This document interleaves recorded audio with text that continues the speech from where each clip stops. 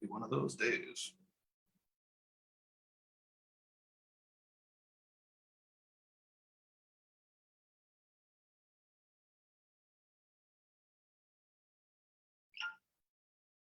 Well, didn't that take long?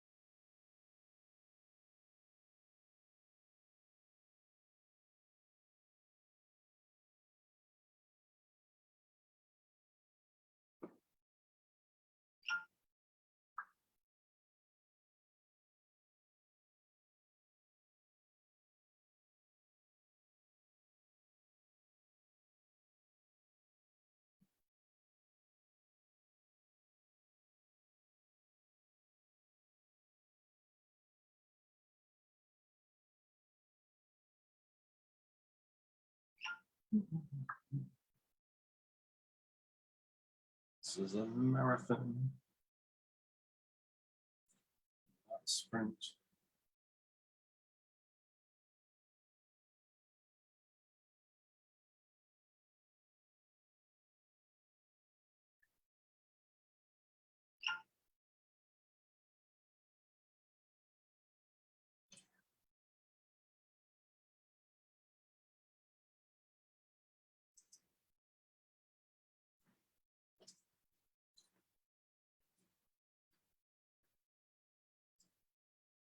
Carolyn?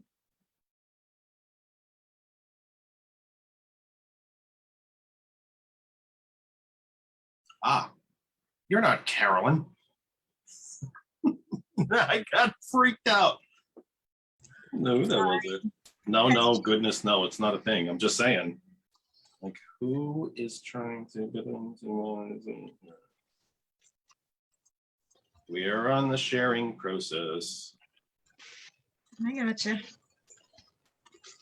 It has become doubly difficult. It seems Facebook is making it much harder to share into my national outlets. Because why not, right? Because why not?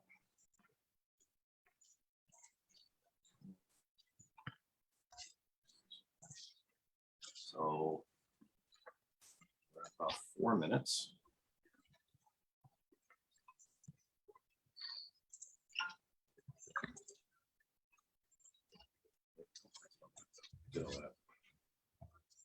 I've lost track of what.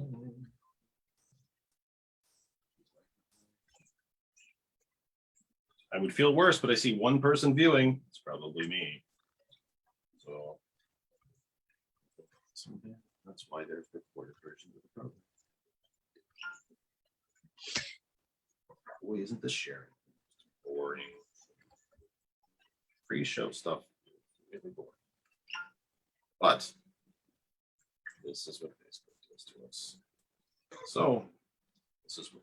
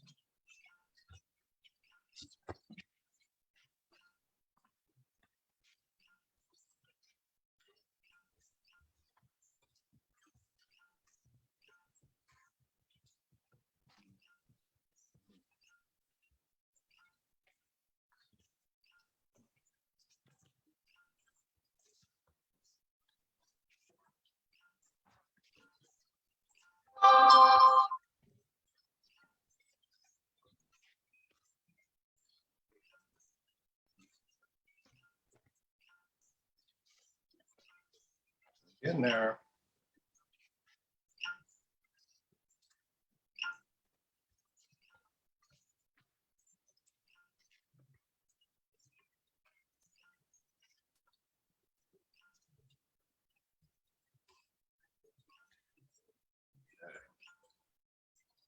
Let's see.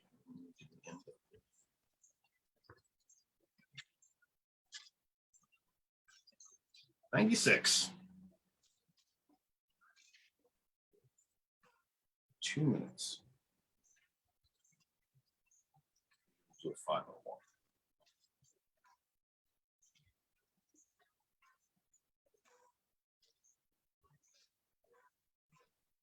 Out of 501 C3 or C4. Wink, wink, wink.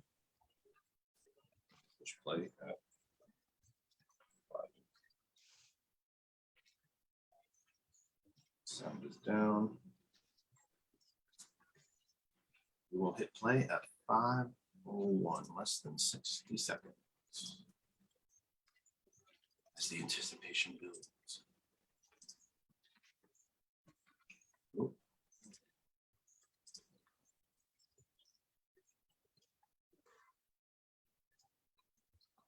Oh, just a few seconds. We hit 501. I remembered to do my TikTok promotional video about 10 minutes ago. I'm sure that'll be flying around the internet. April's so mad at me that I don't do more of that for promotion, and just Yeah. I forget, and I'm not a fan of it. So there we go. 3, 2, launch.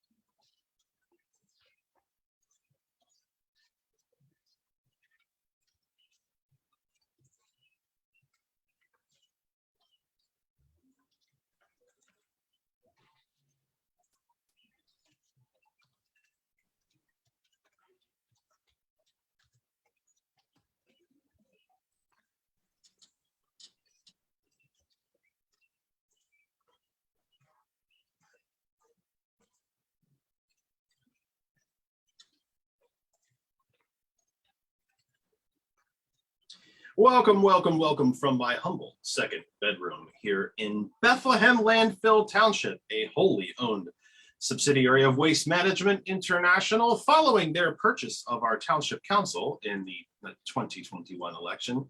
It's awesome. It's kind of like living in a sports stadium that's owned and operated and paid for and named by a corporation. I live in a township owned and operated and paid by a corporation. Pretty awesome. Used to be Lower Saucon Township. You might be familiar with it if you could find it on a map. Bethlehem Landfill Township. Pretty awesome stuff. Part of the Lehigh Valley in the Commonwealth of Pennsylvania, part of these United States on this planet Earth. The only one we have. Third rock from the sun in the Terran solar system, part of the Milky Way galaxy. This It's the Kennedy Effect, back live with you for the 5th of June, 2022. As you can see, I'm a fortunate human being, even when I don't always think so, or even when, depression may get the better part of me, but I do realize, even begrudgingly sometimes, that I'm a fortunate person. I have a lot of friends, and I'm very, very lucky in that. And we all should be able to step back and take stock about how lucky we are in that. So when I put out on Facebook earlier this week, well, actually yesterday, I think it was, because I've been working so much, it actually didn't even have time to do show announcements when I normally like to do them, that we were having no guests and that it was just going to be me rambling off at you. Lisa Longo stepped up and said, listen, I have a couple things I need to get out into the ether. So here we are playing ether today, and we're allowing her to get those things. I shouldn't say allowing her, it's a free freaking country, but just giving her the opportunity to get some things out into the ether. That said, after 6 o'clock, we got nothing. Usually not a good thing to say in the entertainment industry. And after all, even though what we do here on this program is informational, educational, historical, and truth, if it wasn't fun to listen to, you wouldn't. So kind of a weird thing to say that we got nothing, but we are guest-less. If you're into Latin, we are sans guest after 6 p.m. It is an excellent, if not the best. It is at least an excellent time, if not the best time in the history of the program for you to be part of it. Comments, questions, phone calls. Yeah, we'll even try the phone. I think I fixed the phone. I'm not sure. We probably won't know until someone calls it. It's your time to be part of the program. So think about that, please. After 6 o'clock, it's all yours. You steer the ship. I will be led by you. You tell me what you want to talk about.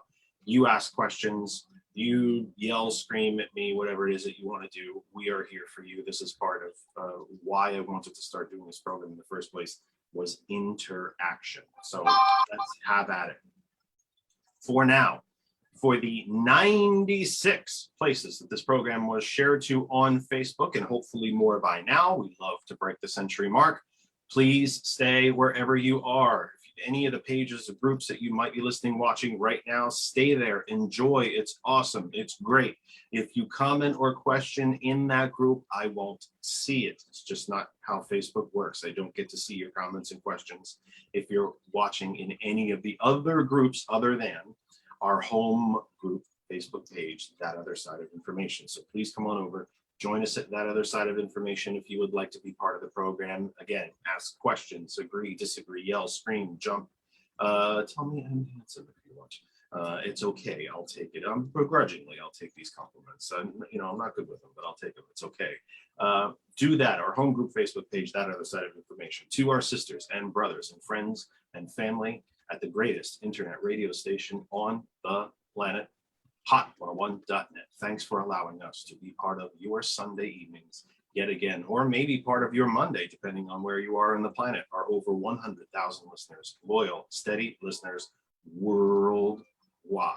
100,000 of you strong and growing. And I am pleased to be part of this family. I'm humbled to be part of this family. We're glad you're with us, and we hope you enjoy the program. If you don't know how to listen to Hot101.net, it is very, very simple. Our name is our web address. It's hot101.net. If you have an Apple device, you can go to the Apple App Store and find the app for hot101.net and listen through that. It is extremely simple. If you have an Android device, you can go to the Google Play Store and find the version of the hot101.net app there. And if you have any other type of device, an LG, a Google, etc., use the TuneIn Radio app. Go up to the search bar and search for hot101.net. And you can also tell Alexa to play hot101.net. And to our friends and family at TCP, the Culture Professional, a growing, important voice force, really, and a proud minority-owned business right here in our home Commonwealth in the Lancaster area. TCP, the Culture Professional. The morning show returns tomorrow morning, and you can see us right now on their Facebook page, on their internet radio station, WTCP, and on their Roku channel. That's everything, kids. Let's get down into it. Lisa, thank you for coming back to visit us yet again, especially today when you can see the line of guests I have behind me. It's just one of those days. If you were with us 2 weeks ago, you will remember that I told you that Dr. Ruben Brock was going to be with us today. He had a family thing come up. It's life. It happens. No problems. We're good. Program's good. We'll be fine. Dr. Brock will be with us on a future date. Not a problem. Super important voice himself, and probably a gentleman who should be doing what I'm doing for a living. Extremely important voice. But let's get to it. Lisa, welcome back. Thank you for being here. And shall I just say, to let you get into everything that you want to get into, how are things going? Yeah, been a tough week. Should I just throw the door open and just pull the curtain back and just say, well, how are we doing? Yeah, I mean, look, the bad news is we already have a school district in Pennsylvania that's going to push to put armed guards in now. And the conversation is just going in the totally wrong direction, right? People are focused on a door being left unlocked rather than the ease with which this kid got a gun. Like, that's the problem. I have a theory, and I would like to be very perfectly clear. It is circumstantial. It is in my own brain, thinking through the processes and the timelines, various timelines, multiple timelines that have been thrown out there now about what happened in Texas. I have a feeling that at the end of the day, we're going to find out somewhere along the way that this had to do with money. These officers weren't trained. They weren't, because they were clearly scared to do anything. And I don't, that's quick. I didn't even tell anybody, but let's see. Sorry, Lisa. It's okay. Area code 916. We're going to find out in about 15 seconds from my listeners if they can hear you or not. Could I have your first name and where you're calling from?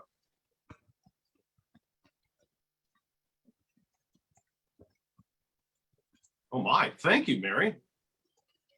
What's on your mind?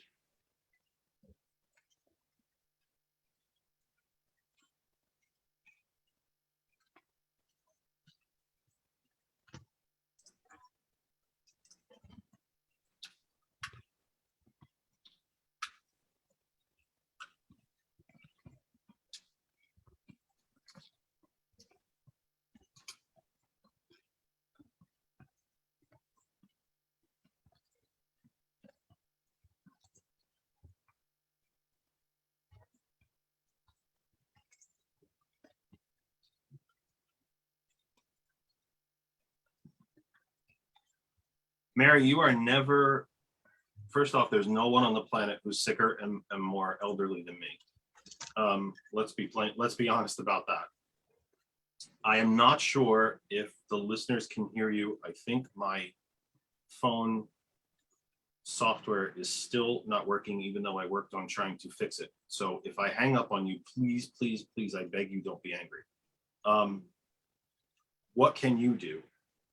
You're kind enough to call and ask what you can do from your home with limited mobility and self-described as elderly, but I'm sure you're not, Mary. I would say my answer, I fear, is going to be very simple, oversimplified, and I hope you won't see it that way, but it is going to be kind of oversimplified. You said you can use the phone. Lisa, I know we'll jump in here in a moment and say that the phone is an extremely powerful tool, and it is you can call, you can make phone calls. Lots of folks will give you lists of people to call. Advocacy groups, the Democratic Party itself should do that actually, but plenty of advocacy groups would do the same thing. Also, if you know how to text, texting is extremely effective in my humble opinion, because people have to read it. It's on the screen. You can't really ignore a text. You can read it and delete it, but you read it first and it's right up on the screen. It's right in front of you. And you can decline to answer the phone, by the way, but texts are kind of always there. And your own friends and family, Mary, your neighbors. I mean, one of the jokes that Tom Hardman makes very often during this program is, trying to inform the audience on how to deal with crazy Uncle Larry at Thanksgiving. And those conversations, those one-on-one conversations with your neighbors, your mailman, the folks who maybe pick up your trash, if you have a repairman come to the house, if you are able, I know you said you had limited mobility, but if you're able to get out when you get your groceries or get to church, or whatever it might, the bus driver, the taxi driver, the family who doesn't who picks you up and might help you get around. These conversations are extremely important. I relayed a story to everybody 2 weeks ago that my job is exceptionally physical and my body is not exceptionally physical anymore. And when I visit families that I'm delivering, we deliver home hospice equipment at my company. And when I deliver these families and I'm carrying these, beds in and out of houses and up and down stairs and everything else, and the folks can see that I can barely function. And they ask me, and I know that some of these families are dead red. I mean, they're just diehard red. I just know they are. You can see it. Some of them have the signs out in the have the actual campaign signs out on their property. Others are, the illegally altered American flag with the blue stripe on it and all that fun stuff. But, and they say to me, why are you still working? Clearly you can't work. You should not be working, period. Not just not doing this job, but you're not in any shape to be working at all. And I tell them, because it's America. I'm never going to retire. If I ever want to see a doctor, I have to keep working. If I want to keep my house, if I want to put food in the cupboard, I have to keep working. And they will look at me and say, yeah, it's true. And it's not right. So we can bond with folks that way. Here's people that are dead red. They're voting against their own self-interest. We all know that, but they don't want to hear it. But we can look at them and say, I still believe, anyway, I should preface this. I still believe somewhere in my heart that I can look at the most dead red person and they're right in my own neighborhood, right in my own development, and I'm friends with them. Something's not right here. You know it. Something's not right. And that these people, I shouldn't say it that way, Mary, that folks that are when the richest 3 people in the country have as much wealth as the bottom 2, it's now up to, I think, 220 million. There's 330 million people in the country. When the 3 richest people have as much wealth as the bottom 2/3, something's wrong. And whatever party you come from, wherever you fall on the political spectrum, it's not right. Something's wrong. So that's my very quick, brief answer, because, and I do not want to be rude to you. Please, I beg you, I don't want to be rude to you, but I don't think anyone can hear you. I don't think the radio audience can hear you. The Facebook audience can't hear you, and Lisa can't hear you. So I'm not gonna, unfortunately, I can't have an extended conversation with you. Please don't be angry. I don't want to be rude, but it will just be dead. It'll just be silence to everybody else other than me. Please ask me one more question.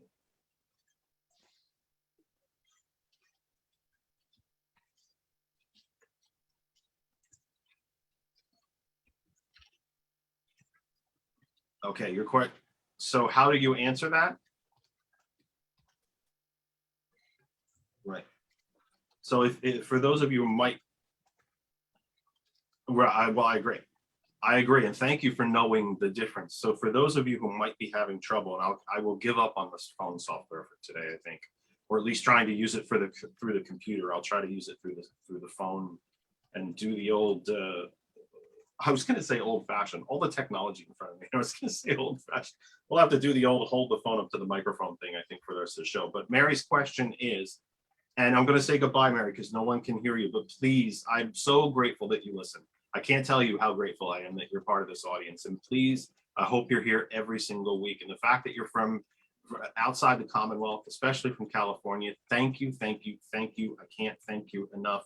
If folks like you were not there, we could not be here. So thank you for being part of the program, and stay tuned for the rest of the evening.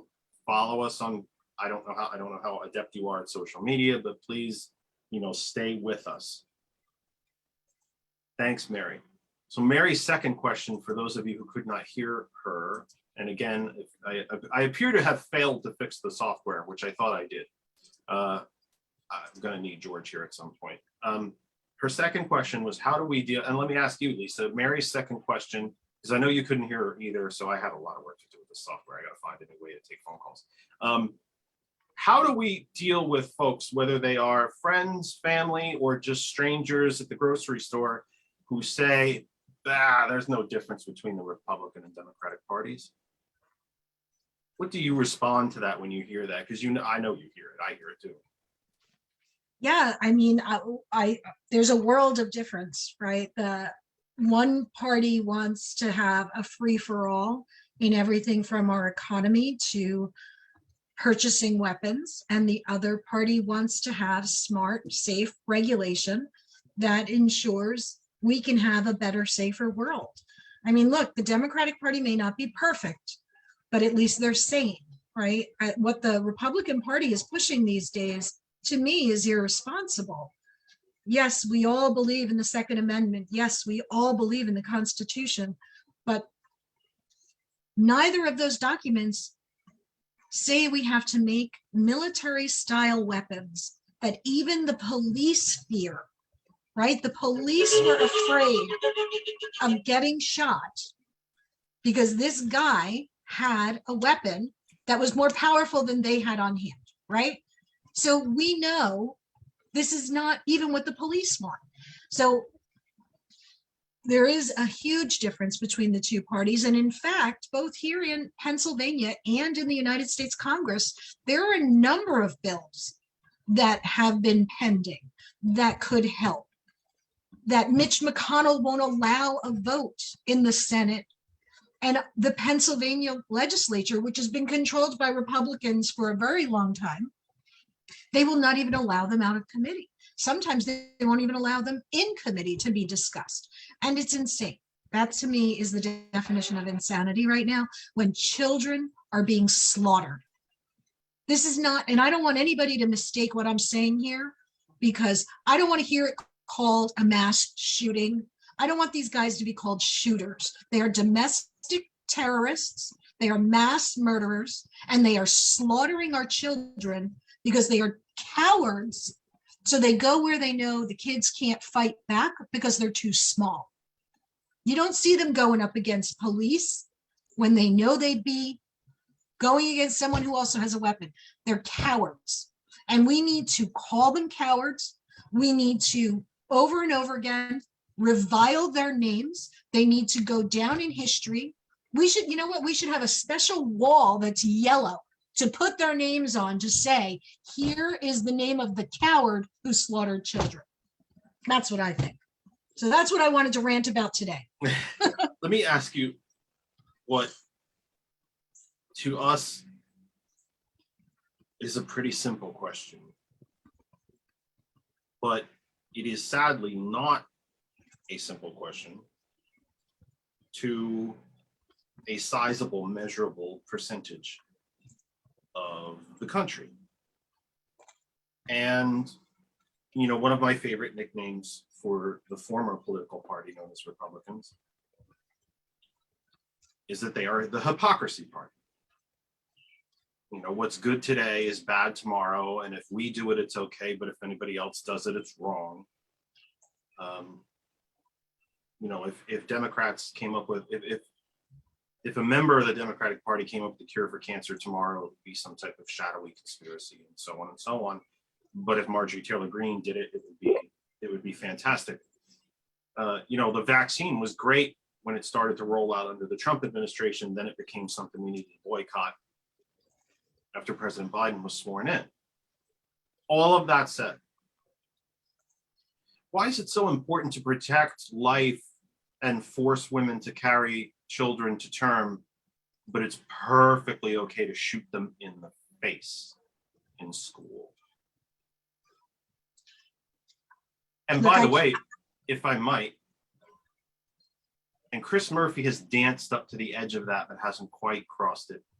Is it past time? Is it time now? Or is it past time? Or are we coming up on time to finally ask questions in that graphic of a nature?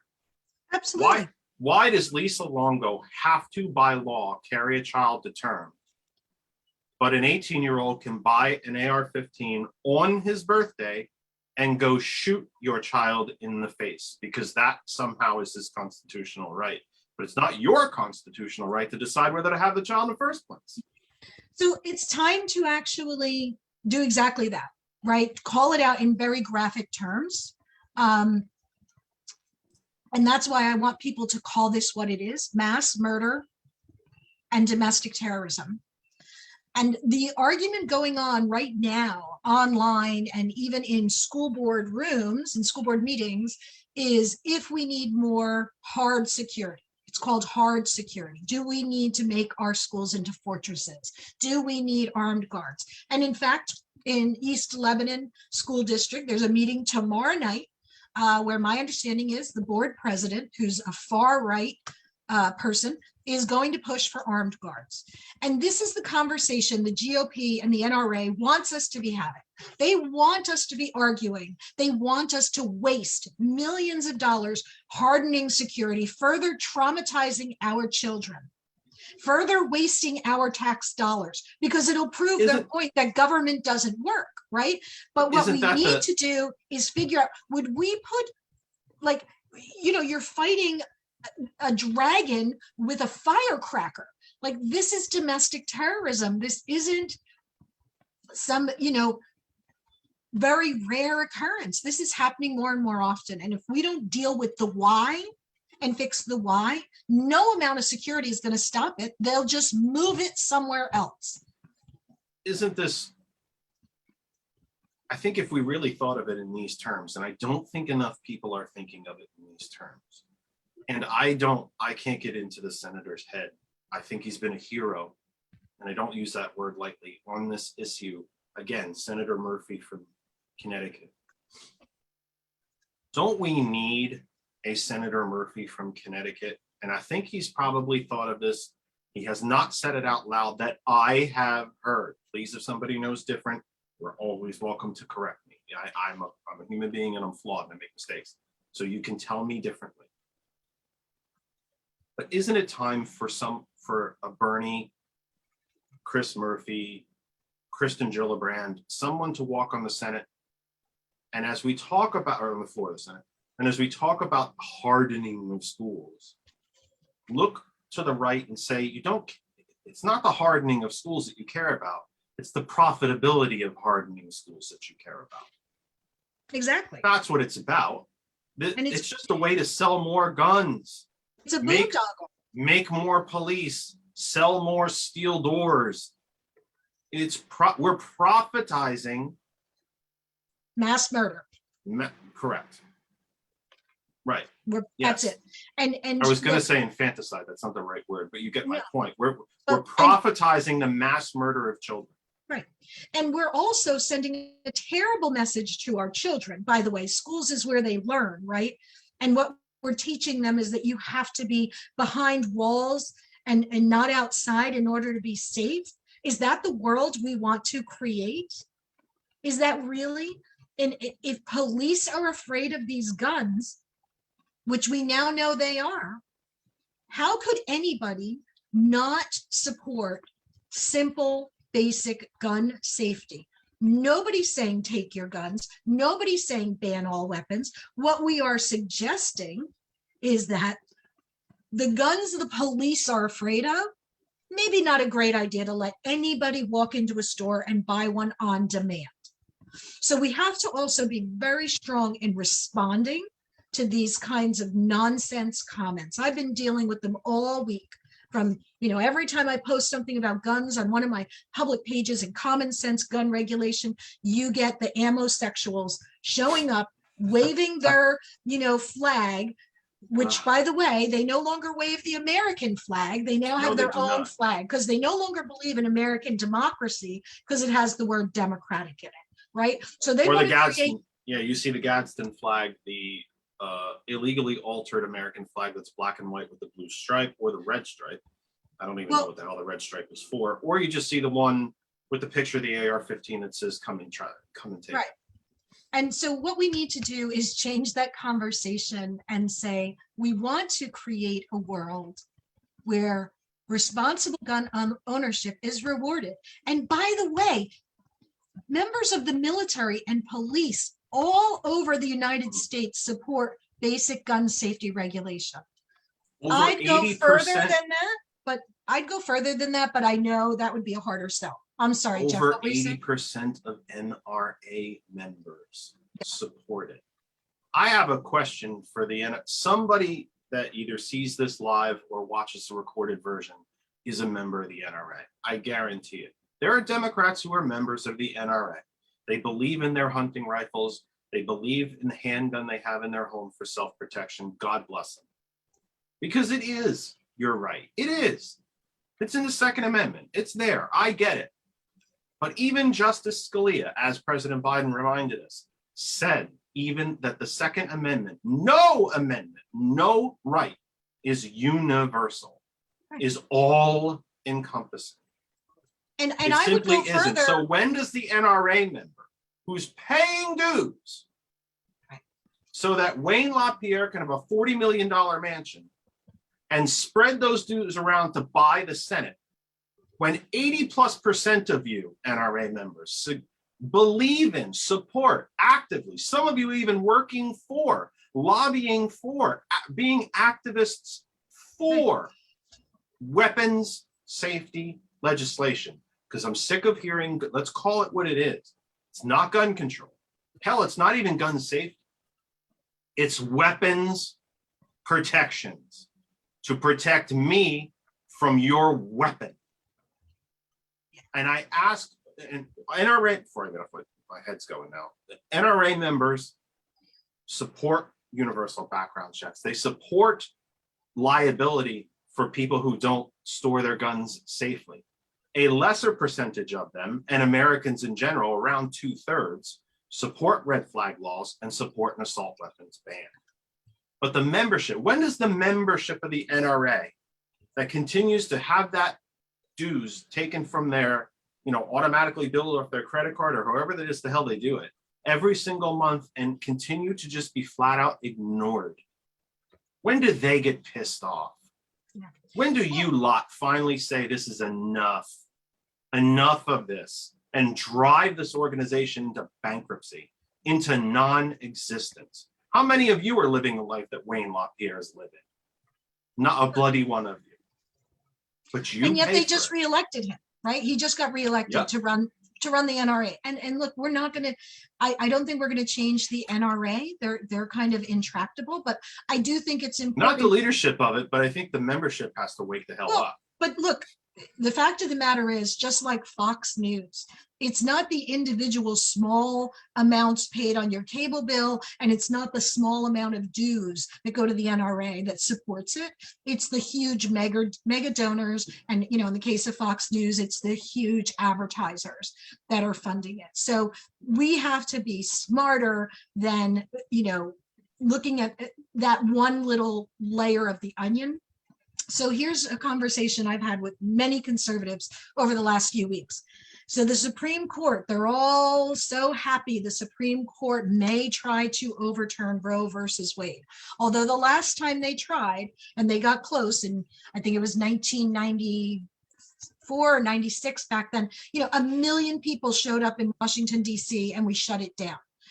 Women are not going to stand for our bodies being used to pander to politics. They use this as a tactic. And what I said to conservatives was, if you push for one constitutional right to be taken away, you can bet we're coming for your guns. Because if my body doesn't belong to me, your gun doesn't belong to you. That's the way the law works, precedent. So what we have to do is point that out. So conservatives will stop pushing for my constitutional right to be taken, because I explained to them, this is a political tactic. This is a turnout tactic for the GOP. They know this midterm is crucial for them to maintain control of the Senate. The only way they do that is to increase their turnout. The only way they increase turnout is by saying they're going to get up in my uterus and they're going to make sure nobody touches their guns. It's a tactic. They don't really care about either. Like you said, they certainly don't care about the child once it's born, but they know it'll get the Christians out to vote because they're single issue voters. They don't care about feeding the child, educating the child, getting the child medical care. They don't care about anything else. They don't care about that child getting brutally murdered, slaughtered at school. But they know it'll make their voters show up at the polls. That's what this is about. And it's sickening. And any conservative that doesn't speak out against it at this point, who doesn't say, I'm so pro-life, I want to make sure every child can grow up and die of old age, they're hypocrites. And I'm tired of it. And to suggest that the answer is to spend millions of dollars in each school district. And in the United States, we have close to 15,000 school districts. So do the math. If every school district wastes millions of dollars hardening security, that takes more money away from education. It means more layoffs of teachers. It means larger class sizes. And that means our public education system that's already strained is further strained, and our children who are already traumatized are further traumatized. That's just a recipe for disaster all around. I am not, shocker, I'm glad you're sitting down for this shocking piece of news. I'm not a constitutional scholar. I'm not a lawyer. And I don't think I'm speaking out of turn to say you are not either. I'm not. Why does the Second Amendment, especially to this group, this gaggle, this cult,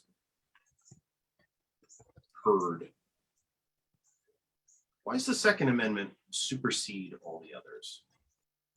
Because it seems to me, and I've asked them that, I've asked several folks in this, of this mindset before, why do they believe that the Second Amendment is the single most important amendment and or right?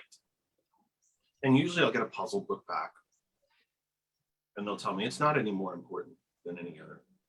But it is. To you, it is. Because it's the one right. And again, I do believe it's a right. I think it could be controlled like other rights, but it is a right. It is the one right that can deny you all the other rights. The Second Amendment, let me say that again in case you missed it. The Second Amendment is the one right, not just in the Bill of Rights in the first 10, but in anywhere in the Constitution. It is the one right that can deny you all of the other rights.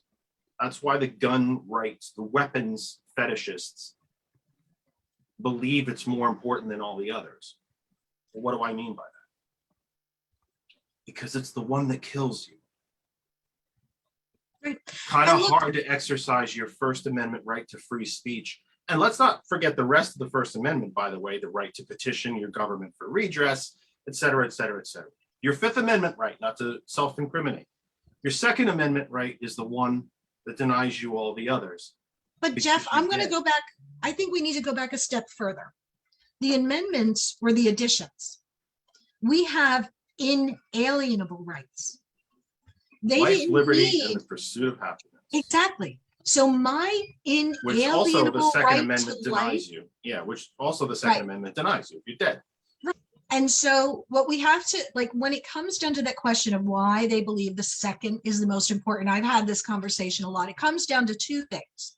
the words may not be infringed, and the fact that they believe it's to, in case they have to take up arms against their own government.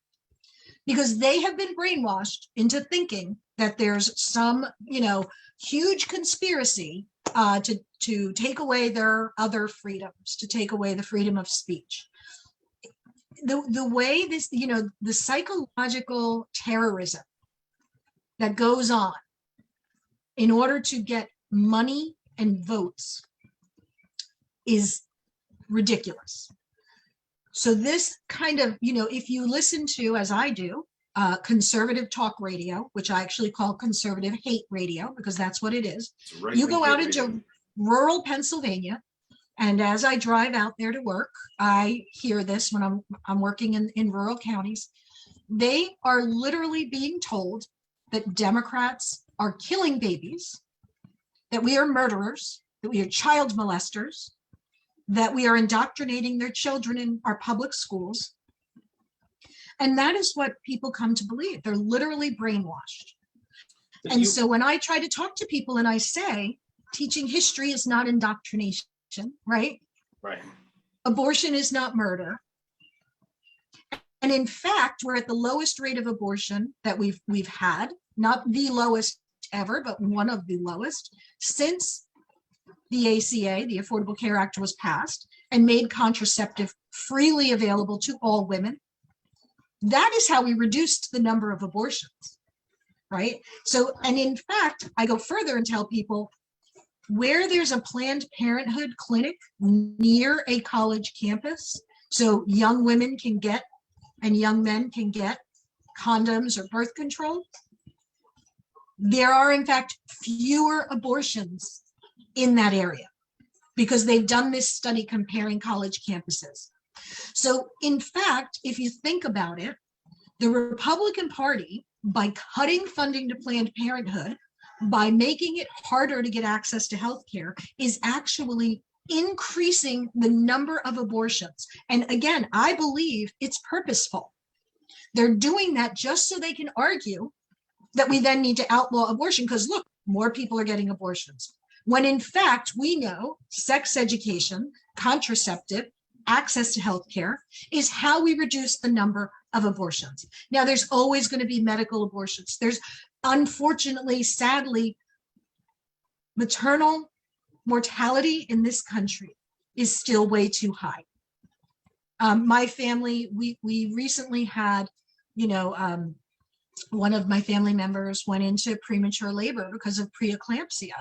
And we still don't know what causes preeclampsia. And I think the statistic she told me was 1 in 10 pregnant women will go through some kind of traumatic medical pregnancy that may end in a miscarriage or loss of life of both the mother and the child.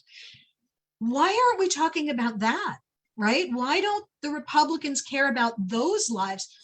They don't, because they don't really care about all lives. They only care about pushing this one narrative that they know since the 1980s has increased voter turnout. And this is what they do every election cycle when they are in danger of losing, they trot it out.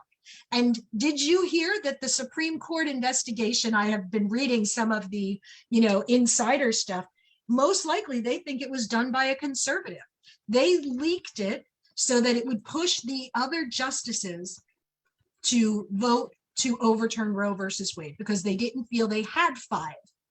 And that this was in fact leaked by one of the conservative staffers. Now, nobody knows if it's true yet, hasn't been proven, total conjecture, but man, that makes sense to somebody like me, right? Like I am a strategist. So I look at the other side and I think about it like, is that a strategy that would work? So all this huffing and puffing that it was one of the liberals, no, why would they? Why would they? It doesn't make any sense at all. But, the whole idea that somehow this mass murder occurred in Texas because a door was left open or unlocked. We now know it wasn't left open, but it was not locked. There was something wrong that it didn't automatically lock. It's absurd, the notion that somehow this murderer wouldn't have found a different way to do what he did. Could have waited till recess. Like, what are we going to do? Are we going to lock our children in buildings rather than admit that the problem is the gun, the weapon, as you call it? The problem is he had on body armor. So the police were afraid that even if they could get a good, line of vision on him, that they wouldn't be able to wound him fast enough. They were afraid to go up against that specific weapon. I want to ask you a really uncomfortable question. Okay.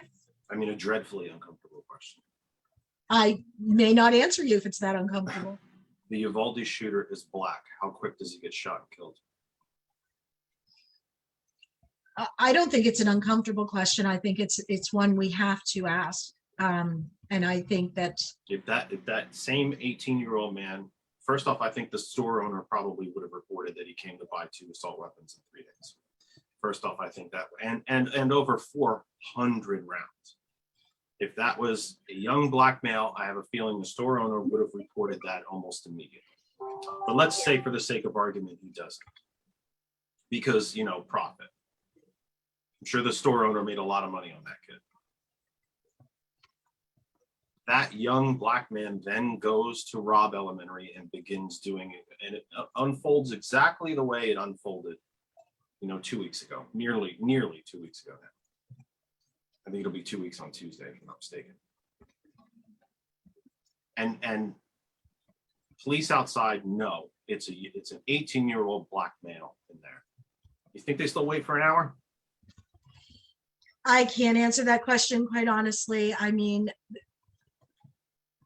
we do know from what happened in Buffalo, right, that the mass murderer there was able to walk out, set the weapon down, and kneel, and then was taken into custody.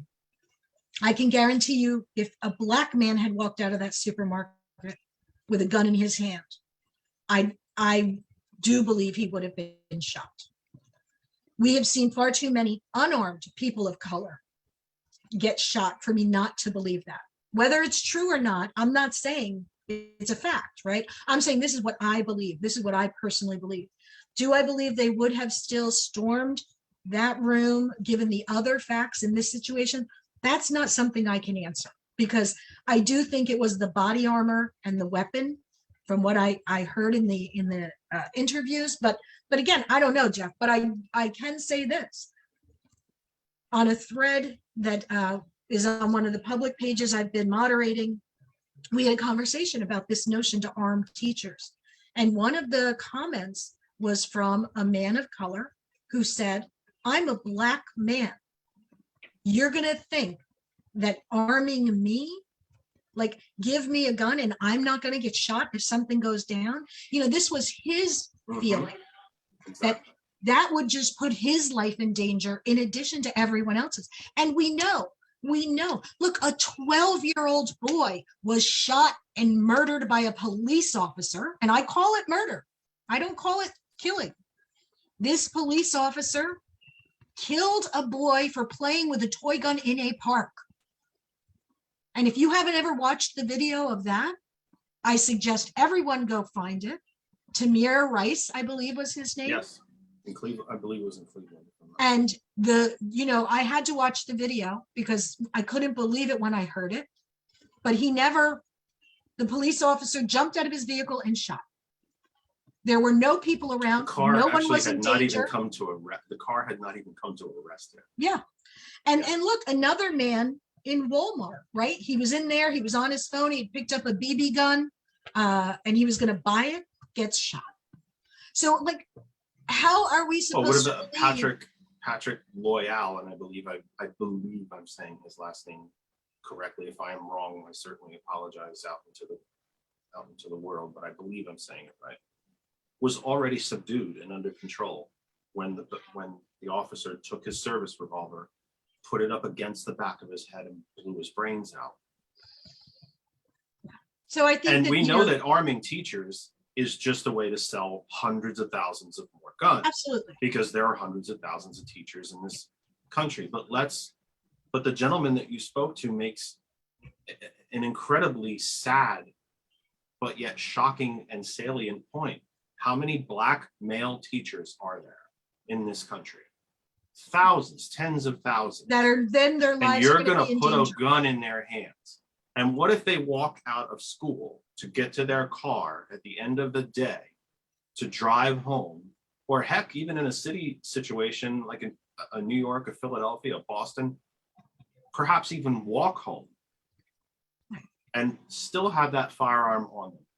You will see a slaughter of minority teachers, the likes of which we have not seen before. Or are they supposed to leave the gun in the classroom, lock it up? You know, someone just out of a habit, just out of a little mental error, will keep it on them, and they'll die for it. They'll die for it. So the answer we know is basic gun safety regulation and gun violence prevention, right? These are the two things that we need to talk about. And then we need to talk about, what does infringing mean? So the one thing that, infringing means you can't buy a gun, any gun.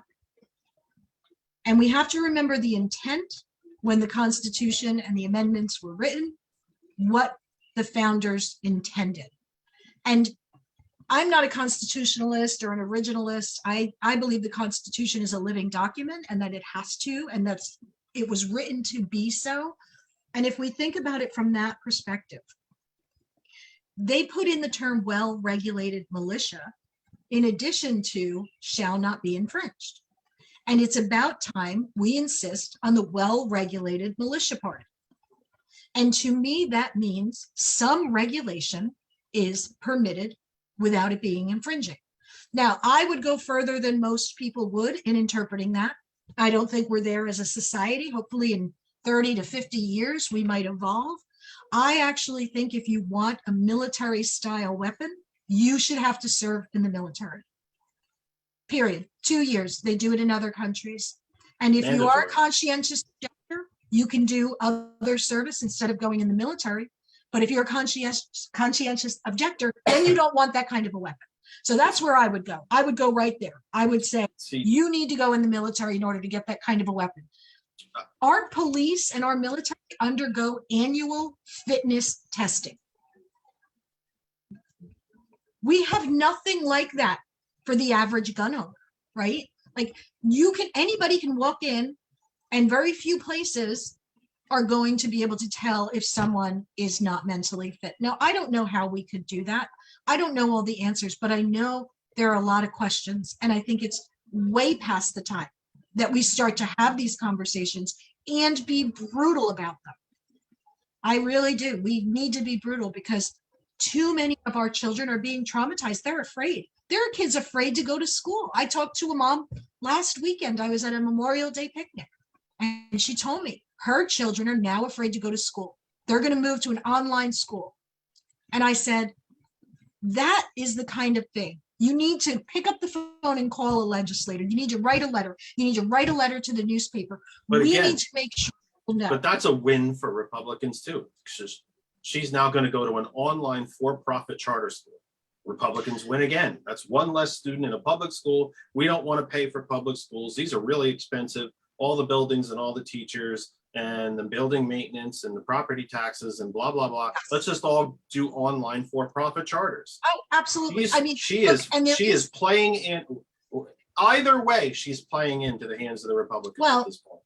Not in our school district, because one of the things while I was on the board, we actually have a fully public online charter that is part of our school district.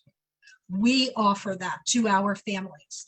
So, and again, we can do this in every school district, and every school district should be doing it, because the online charters that are managed by for-profit education companies, and it's really important to make that distinction, because Republicans will say it's illegal to have a for-profit charter. There's no such thing. Technically, they are correct. There's no such thing as a for-profit charter.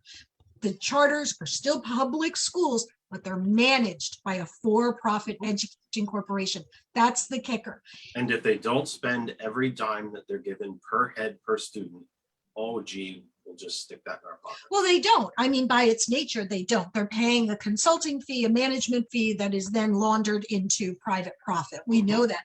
But the fact of the matter is that for a very long time, not a single online charter in the state of Pennsylvania that was managed by a for-profit education company met basic education standards. Not one. Meanwhile, if a public brick and mortar didn't meet those same exact standards, they were taken over by the state. They would lose their autonomy, local control. So again, Republicans playing both sides of the hypocrisy coin. They're trying to destroy and defund our public schools, and they're trying to launder those public tax dollars into private profits. At the same time, they're offering a substandard education because their goal is to churn out as many menial level workers as possible while their kids are going to private colleges. And, you know, Marco Rubio, I would love to talk to him more about this and say, you know, is your kid going to be a welder or a philosopher, Marco? What's your kid going to major in? Because they are sending their kids to liberal arts colleges where they're learning logic, they're learning rhetoric, they're learning philosophy. They're not sending them to other schools. They're not sending them, you know, out to join a union and be an electrician or be a steam fitter. Like, they're sending their kids to these elite places. And yet they're arguing that our children, college is unaffordable, right? They've made it unaffordable by refusing to fund it. They've jacked up the interest rates on student loans. I talk to students who are paying 10% or more on a student loan. That is usury. That should be illegal. They should not pay any more than the prime. And I even believe they shouldn't even be paying that. You know, 1% administrative fee for interest is more than enough. We should not be making money off of educating our students. And not every student's going to go to college. That's okay too. That's why we need trade career programs. It's something I work on. I'm going to be working on it even more, how we introduce kids to the many different opportunities. But again, it all comes down to funding our schools, making our schools safe. And I have been a fan, and I had suggested this a long time ago before, you know, mass murders at schools was being talked about.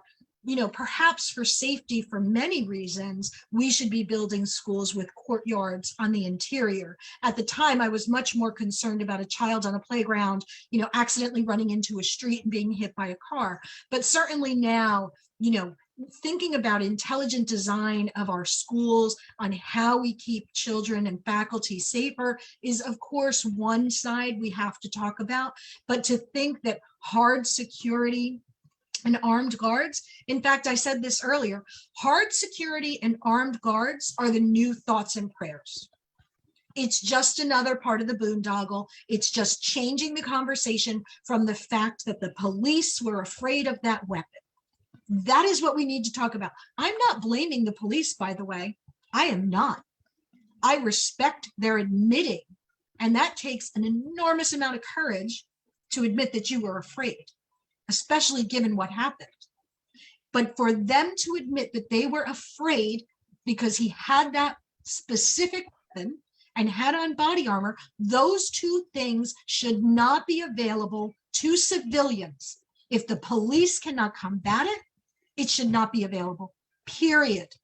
End of story. Does not infringe on your right to own a rifle, a hunting rifle, a pistol. There's many other weapons. But yes, we need to regulate the amount of ammunition somebody can buy. Look, if you deposit $10,000 into a bank, it's reported to the IRS, right? After 9/11, there was all this, you know, because of the money moving, and we put smart regulation in place. Doesn't mean you can't deposit $15,000. Just means that there's going to be checks in place. Same thing with ammunition. You're right. The guy who sold him those rounds, that should have triggered an automatic update to local police. There's a way to do this. While we were waiting for the show, I got an Amber Alert text message. There's ways that we can have police notified. The way we do Megan's Law, right? We're notified if a pedophile moves into the neighborhood. How about you notify me if someone who owns an AR-15 moves into my neighborhood, or somebody went and purchased an AR-15. None of these things infringe on your right to own a gun, See, but they will again, make us safer. I'm no constitutional scholar, but it seems to me the way the Second Amendment reads, that the well-regulated militia and shall not be infringed are directly connected to me. They are not separate.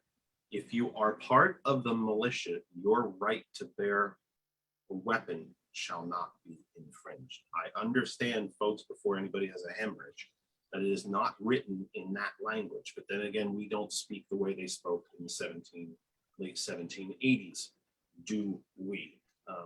They call it the Queen's English. We don't use much of that anymore. The folks overseas tell us that we speak American, but we don't speak English. But you know, we don't speak in a dare I say, a watered down Shakespearean type of method as we did in the late in the 1780s. I think you can interpret, I think you can make a legal argument that the Second Amendment is written specifically to mean exactly that. If you are part of a well-regulated militia, then there shall be no infringements on your right to bear a gun, because you have to defend the nation. You mentioned earlier this theory, this created from whole cloth, and there's no doubt, by the way. Sorry, I'm getting another Amber Alert, just so you know. That it was created out of whole cloth, this idea from the NRA that people need to bear arms to protect themselves from their government. That came from a high school kid in 1972. It is a theory much like the rapture, which appears nowhere in the Bible. This theory was made up out of whole cloth, that people need to be armed to protect themselves from the government. Founders, the framers, whatever you want to call them, we seem to call them framers now. The Constitutional Congress, let's put it that way, that was never part of their argument. It was never part of the crafting, the wording, the formulation of the Second Amendment for folks to take up arms against their government. In fact, Jefferson, it's nowhere in any of the constitutional notes, in the Federalist Papers, in the literally hundreds of letters between Jefferson, Madison, Hamilton, Monroe, even none of it. It was simply made up out of whole cloth, and yeah, we seem to not look at it that way, and we haven't had that argument for whatever reason, and it hasn't been adjudicated. But if you go back and you actually read and the letters, and what is wonderful is many of the founders left detailed accounts of what they did believe in, and we have their letters, we have their diaries. Right. We do. And in fact, I wrote an essay on this, and Thomas Jefferson and George Washington, I think we'll all agree, two of the influential founders, both said that the only true defense against tyranny is education. Mm-hmm. And it's why public education was to be protected. And Thomas Jefferson went further and talked about that we should impose a tax, and that those who couldn't afford to go to college would be carried at the public expense. So if we really want to have this conversation about what did the founders intend, what they intended was that an educated electorate was going to be the defense against tyranny. I would go further to say that Jefferson goes on in additional letters to say that voting as well, that voting is that the public will defend themselves at the ballot box. And he did not, I have said on this program probably 100 times by now, Thomas Jefferson did not found and begin the University of Virginia for profit. He founded it for education. Yeah. He founded it to educate people, not to make a profit. It's not what he did it for. And Jefferson wrote his own headstone. He wrote what would be on his own headstone. And among the things that he did not include were his contributions to the Declaration of Independence, his contributions even to the Constitutional Congress. I don't believe his headstone, if I'm remembering correctly, says former president of the United States. It says founder of the University of Virginia. I know that as we look back on history, sometimes with different glasses, and that is not to say that that's not appropriate to do. Jefferson clearly had his faults. Let's just be blunt. Well, I was going to say all Clearly the did, founders, but he they were all also- slave owners. They all were. They Yeah. all were, yes. But they also created something that we now need to try to protect. I can only imagine. I know it's become almost a bit of a throwaway line, but what would the founders think today? You kind of do have to wonder, what would they think today? Yeah. When a third of our population is ready to tear this country into pieces.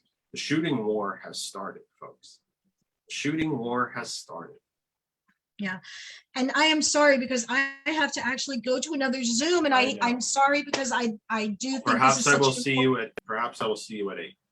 Maybe. Yeah, I will hopefully be able to do later, but I doubt 8 o'clock. I might not be there till closer to 9. But anyway, thank you, Jeff. Keep up the good work. You're Hey, thank you for always giving me. amazing. First off, I know you have to go, but you know that you are always welcome here. Always, always, always. I If we- do, and you know, you have the link. If you have something important that you need this audience to hear, you tell me, you come, we get it out into the open. I know that you really, really jumped in and helped me on a day that we had no scheduled guest, but I don't care who the scheduled guest is. If there is something super important that you really think people need to jump out and know, and it doesn't have to be, I know we're a 3-hour program, you don't have to be here for 3 hours, but if it's a quick hit, you got to look, folks, you need to know about this thing. Then just please come join us and let us know about that. And I will hopefully see you in a couple of hours. So thank you for giving me the time. I appreciate it. Thanks. See ya. So folks, let's roll on. 6:05 Eastern time here in the Commonwealth of Pennsylvania. This is the Kennedy Effect, and we are live for the 5th of June, 2022. I am going to, wherever you might be on Facebook, let me go through. I'm going, I used to have the cycle of things that I would check off, and I kind of had a list of how I would do these things, and now I'm sort of all flustered for some reason. Wherever you might be across the Facebook universe, and I will hope that you have shared our program.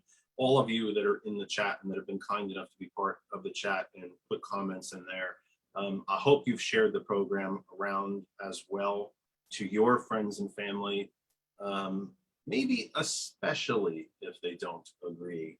We have to start having conversations with people that we don't agree with. So hopefully you've shared the program around. That should put us at around 100 places that we have shared the program. We love to break the century mark, and I hope that you've done that.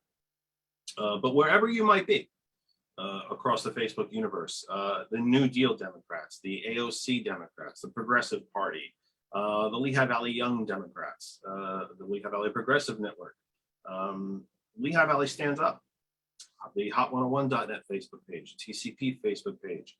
I can name, probably 60 more different places. I can't rattle them all off in my head. But wherever you are watching, please feel free to stay there. Enjoy, listen. If you are having dinner, if you're having a barbecue, if you're at the pool, whatever it is that you might be doing, even if you're doing laundry, whatever it might be, please feel free to stay there. But if you would like to continue to be part of our program here, if you would like to send me a question, a comment, agree with me, disagree with me, yell, scream, call me names, whatever it might be, please, please do so. Come to our home group Facebook page. Our home group Facebook page, that other side of information, that is where you will find us right now live. You will see the program on the timeline right at the top. Tap on it, it fills the screen, then you can start making comments, and we hope very much that you will. And again, to all the folks who have been in the chat so far tonight, please feel free to take this program, take this post and share it wherever you feel appropriate, to other groups, to individuals, whomever you choose to do so. To our friends and family and sisters and brothers at hot101.net, thank you for being part of our program. Thank you for allowing us to be part of your lives on yet another Sunday. Over 100,000 listeners worldwide. To hot101.net, our name is our web address. If you have an Apple device, you can go to the Apple App Store and find the hot101.net app there.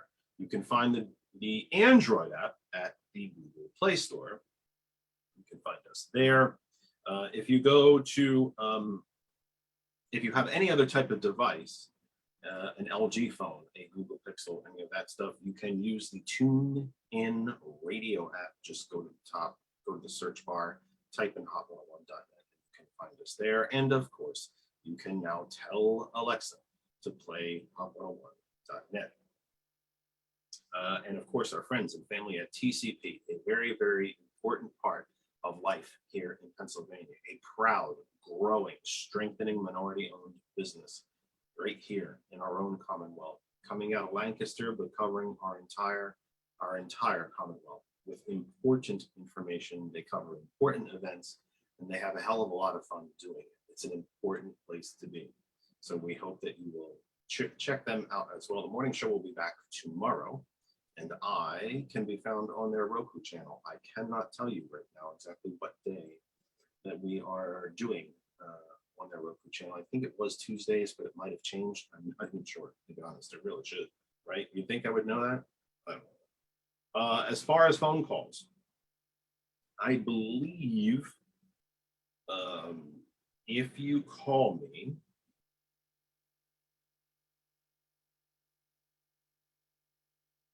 it will ring on my mobile, and then I should be able to hold it up to the microphone. It is not ideal. I promise you, it's not ideal, but I believe it will work. Now, I thought I had solved software problem. I did not. Sadly, I did not. I do not know what the problem is with the phone call software. I can hear them, but whoever else is in the Zoom with me apparently cannot. And then that means you can't hear it. And I don't understand what, I just don't understand what the problem is. I'm so sorry, because I just don't. I don't get it. I don't understand it. I don't know why it's not working. I don't know. I don't know. It's just very, I don't know. I wish I knew what to say. It's a shame, because, you know, I love taking your calls. It's I can't really, it's hard to describe. I'm really broken for words. I just, I don't know how to say. I have always begged you guys for calls. They're important. They're an important part of the interactive part of the program. We can't interact with you if we can't talk to you. So the phone is an extremely important part of that. So that said, when it's not working, it makes it pretty damn difficult. But we'll try to muddle through it. I will have to find new software. I'll find something. I don't know what. I know Skype has been, you know, April has suggested Skype. There's got to be a way to fix it. I just don't know. I don't know how to fix it. I thought a simple reboot would fix it. So I completely rebooted this computer. I shut everything down. I powered it off. It was powered off for hours. And I thought that might be enough, and it just didn't work. I brought it back up. It sounded like everything was good to go, and it just isn't working.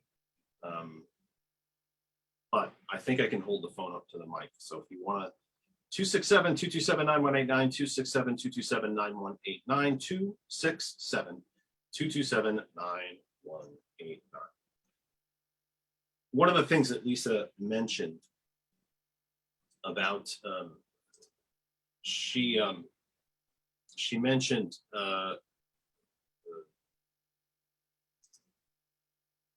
the infant mortality, or the maternal mortality rate, although she could have just as easily mentioned the infant mortality rate too. Of all of the of all of the OECD nations, you hear me talk about OECD a lot. OECD being the supposed rich nations, the Western industrialized nations. Among the OECD nations are the United States, Mexico, Canada, Western Europe, Japan, even China's an OECD. That the quote unquote first world nations. Whether we believe that to be true or not is not exactly my point. But they are the first world countries. And within that group of countries, the United States has the highest maternal mortality rate. We have the highest infant mortality rate. And those rates skyrocket. They get even larger when we are talking about Black mothers and babies. That skyrockets. The huge irony of the Texas abortion law is that Texas itself has the highest maternal and infant mortalities in the United States, or damn close to it. I think they might be 47th on a reverse scale, third highest, or bottom if you're going from least. So but that's the irony of it, is it's inescapable. Because again, none of this is about children. It's about money and power and money and money. And one of the things that I would ask you as an audience, and I don't know, you have an answer. I hope that you will give us a thought about it.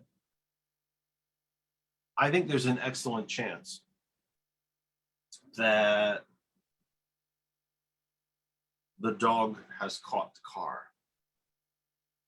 It's something Lisa mentioned, that if Roe is overturned, and I'm not saying if, I think it's when. I don't think a decision like that leaks if it's not. I don't think you write a decision like that if it's not the majority. The decision that was leaked might be a first draft, but was written as a majority decision. This decision's done. The only, in my opinion, and I hope I'm wrong. I really hope I'm wrong. I want to be wrong about this. But it is my feeling that this decision is already done. This is done. The only drama left, the only, not hesitation, the only, I guess drama, the only thing we're waiting to see is it going to be a 6-3 decision or a 5-4 decision?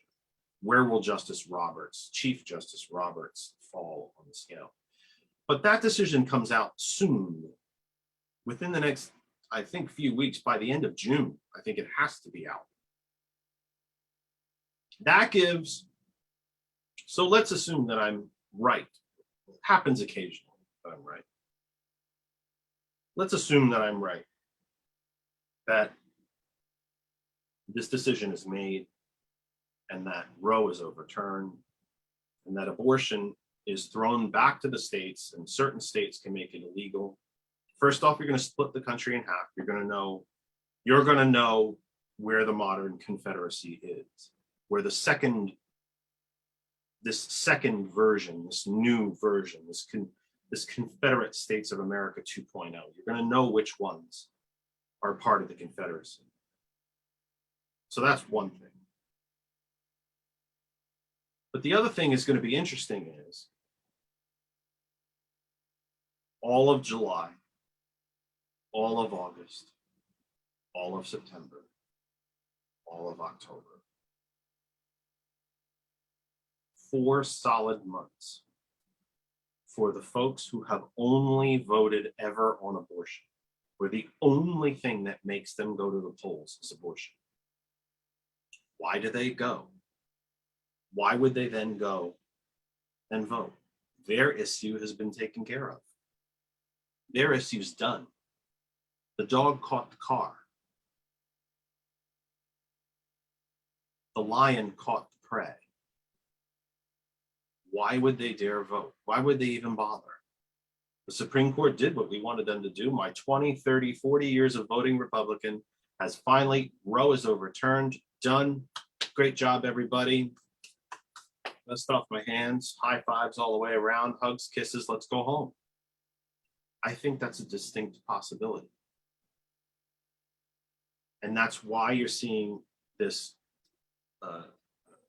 new fervor, if you will, about guns crop up. That's why you're seeing this new fake outrage regarding guns, because they need something new. They're going to need something new.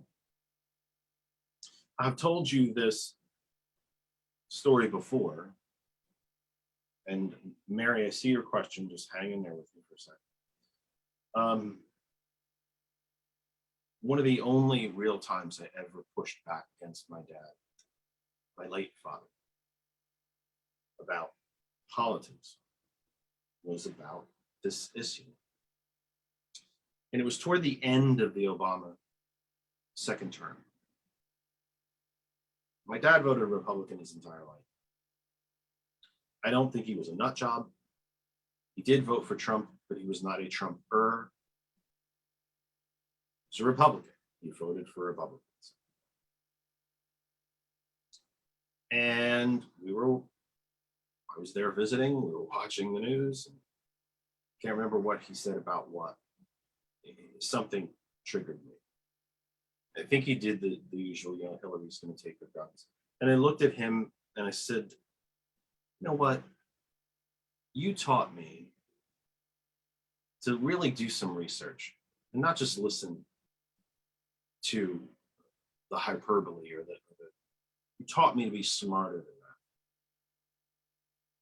that. In 2007, when President Obama was running for office, Wayne LaPierre stood at an NRA convention and said that the Obama campaign had made a secret deal with the United Nations to send black suited troops to every house in this country and take the guns. And my dad was actually looking at me rather intently, and I was not speaking to him in the level tone that I'm speaking to you now. And I said, when did you see those troops? Did they show up yet?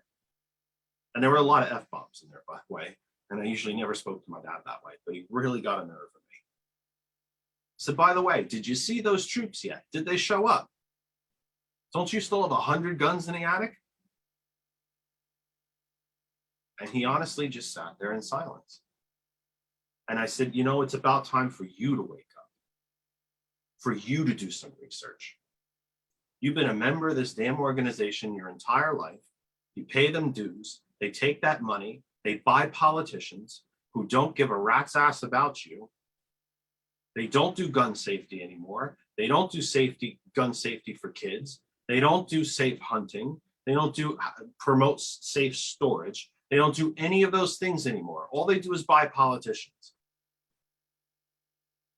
When do you do your research and realize that this organization doesn't care about you anymore? It's owned by the gun manufacturers.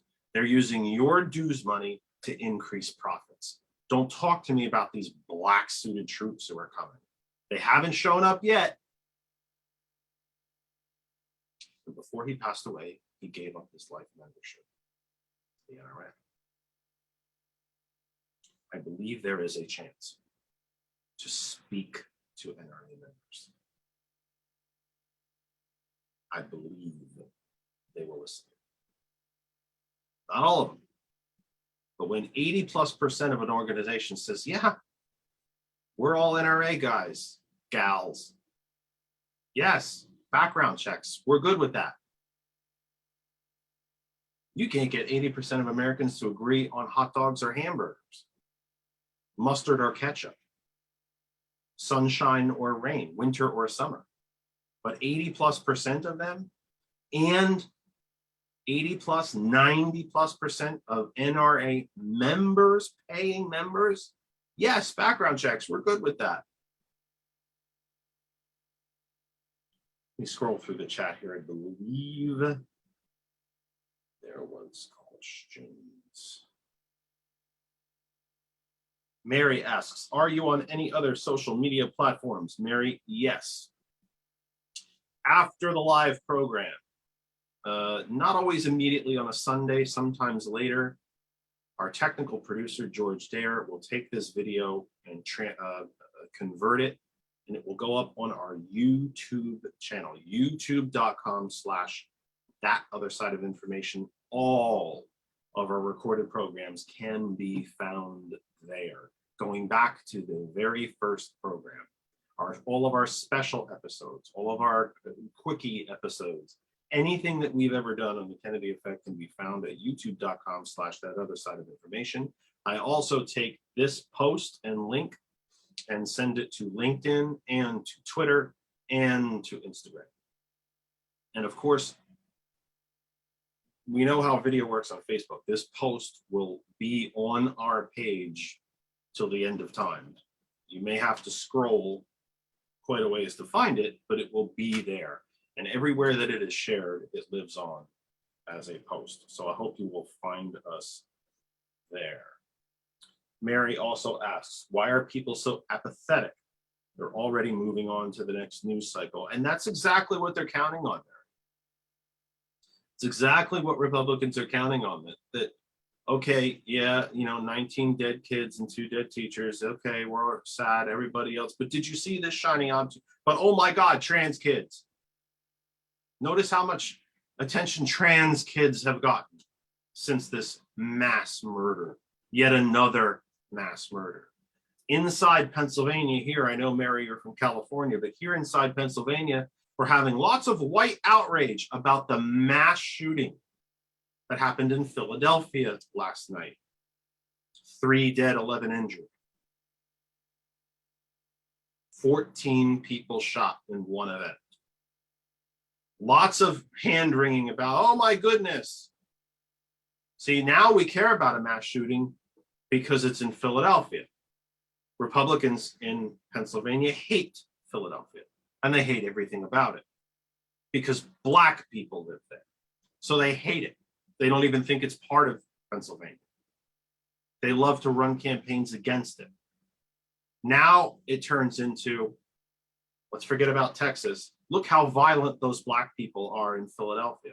I don't even know if the people who got shot or did the shooting are white, black, purple, have polka dots, or if they're from Venus. But we're running against it. But That's the outrage. I will keep, go ahead, I'm sorry. I'm scrolling through and taking your comments, everybody, so we'll I keep was going. just gonna add though, that part of the reason that is striking such a chord with people is where it happened. That shooting, for anyone who loves Philly like me, was on South Street. It's Touristy. touristy, but It's a it is gentrified touristy area, yes? not necessarily. It has some areas where it has a real bohemian vibe to it, where artists live, where there's a lot of murals on the side of buildings and street art. It's always been the kind of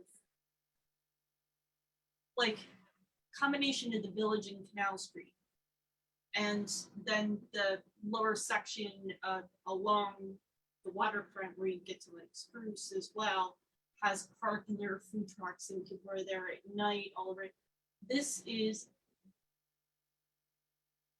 I think, striking a chord with people because it is dead center in the city. And the part that is, I think, about critique is when it was relegated to the northern Philly, it kind of sadly was accepted as a fact of living in northern Philly. But when it comes downtown, It's like now having a it's- shooting in the South Bronx doesn't surprise anybody, but when it's in the financial district, it's a big. and there was It's a a big deal. really fascinating study that was done by Temple University that showed the overlap. And I think this is the part where we do need to talk about this and kind of counter the fact that Republicans don't want to talk about the link between the two. But the study at Temple University found that there was an overlap of correlation in 2021 into 2022 with a rise in gun violence, where there was a rise in drug activity in neighborhoods in the city. And the reality is, if you have a loophole like the private sale loophole that we have, in this country, in this state, what prevents you from turning drug money into a legal commodity? Mhm. All right, let's see if this works. I have no idea who's, oh, you know what? Now I don't get to see who's calling. Oh. Go ahead, who's on the line? Is it you, Randall? It's Randall. Go for it, my friend. I ran. Yeah, everything's so conflicted. The news cycle just changes day by day. I'm surprised that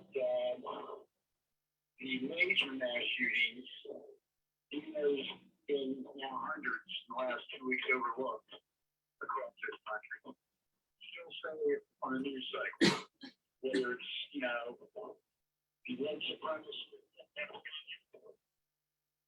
only going after all the black patrons of the supermarket, or whether it's this early past 18-year-old creating the second greatest mass murder of school children in this country.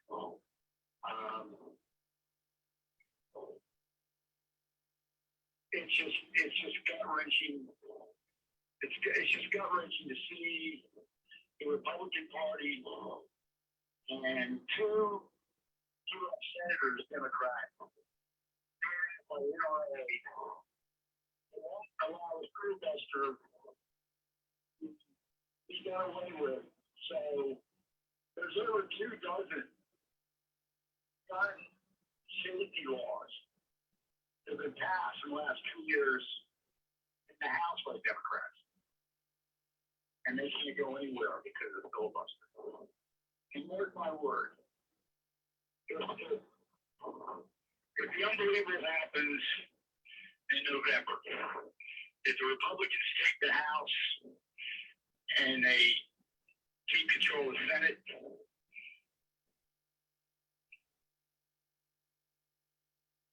if the Republicans take control of the Senate by 1 vote, this will do away with the filibuster. The Republican House and the Republican Senate will pass all kinds of anti-people laws. And the only thing that prevents them from becoming law is the fact that President Biden is still in office for 2 more years. So it's a tricky slope, and if we as Democrats do not totally mobilize door to door, phone banking, from here till November to convince people to come out and vote, we will be overwhelmed in November at the polls by this small minority of Republican voters that will vote. So that's all I have to say at this point in time. I think the way that you framed the issue around safety is really important, because the reality is this shooting, this tragedy in Uvalde, Texas, is another example where there were indications of a domestic violence situation or violent individual. He had wanted a gun prior to this. He went to his sister and refused to buy it. People knew he was making threats towards his grandmother. 41% of gun homicides or gun incidents are domestic violence incidents. That one part of it, if we could even tackle that one part of it, it would make a difference. It's the single most dangerous call for a cop to respond to, is a domestic violence incident. You know, and it's It's a, illegal to have a firearm if you've been convicted of a domestic violence misdemeanor, but we don't have clear guidelines about removing those guns from those individuals. And I remember having one police chief in the neighboring town from the one where I grew up who mentioned one time that they took over 100 guns off of one individual in one day who had a protective order against him. 100 guns. it's a discussion that we've had, you and I, together, about possibly making an inroad to policemen, to public safety officers. You know, law enforcement makes them sound, I don't know, it militarizes them to me, but and I do think it's a place that we can make some inroads. What do I mean by that? I think the gentleman that we spoke to today at the pool is a retired cop. And he got he was trying to dig a little bit into my political persuasions, and I just simply wouldn't get into it. Just didn't want to, I wouldn't say a word about it because I wasn't going to have an argument with him in the middle of it. But this Republicans did a masterful job. Randall, are you good? Can I let you go or no? Yeah, You're if good? you go, let me go. All right. Thank you. Hey, thank you. You guys, listen, you stay safe down there, okay? Yeah, we're trying down here. Thank you. All right, thanks. God bless you. God bless Mika. Bye-bye. All right. Thanks, Randall. You take care. But we can make some inroads here. The Republicans did a brilliant job of taking what a small minority, but measurable minority of people wanted to do, which was defund the police. And they made a hell of an argument of it. Did really well at branding it as a democratic ideal, a democratic platform plank. But I do think we can make the argument and make some inroads to that community. So, oh, you Democrats want to defund us. No, we want to save your lives. We want you to do the job you were hired to do. You're not domestic abuse counselors. You're not drug counselors. You're not a lot of damn things. You're not all hostage negotiators. You're not mental health professionals. No, we want you to be the public safety officers that you were originally created to be. We don't want you to be, let's use a television analogy. We want you to be able to go back to being Andy Griffith, not SWAT. And I think, and especially if you were to approach officers to tell them, we want you to go back to having two of you in a car instead of just one because there's no money for it. I think that would reach law enforcement. There's been a very deliberate effort over decades to drive a deep wedge between public safety and not just police, I think public safety across the board, and the Democratic Party. But first off, let's just be, if there are any police out there who might catch this, Republicans don't want your union to exist. They don't like unions. That's the Democratic Party. We don't want to defund you. We want to give you the money you need to do the job you're supposed to do. We don't think you should be doing jobs you're not trained for. It might sound a little even condescending. You're trained for parking tickets. You're trained for speed traps to keep people safe. That's what you're trained for. You're not trained to take someone who is mentally ill and unstable and try to talk them down from X, Y, and Z. You're just not. You're not domestic abuse counselors. You're not. You are good. You may find yourself in such a situation. You might even be able to talk that jumper down off the bridge. And that's a heroic act of humanity, but it isn't what you're trained for. But I think we also need to be honest and recognize that while that that burden to deal with things like mental illness should not fall on police officers because we've so defunded mental health and there is no political will to fund it to the level that it needs to be funded.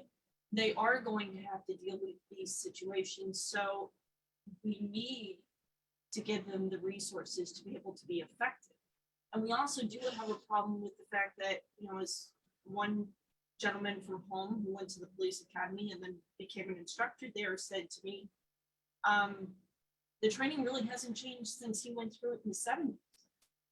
And the understanding of how, for example, domestic violence presents itself has evolved so much since he went through the police academy. It's not always a woman with a black eye.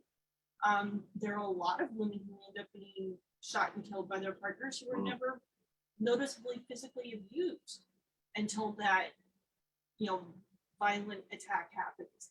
So we've not done enough as a community to support them.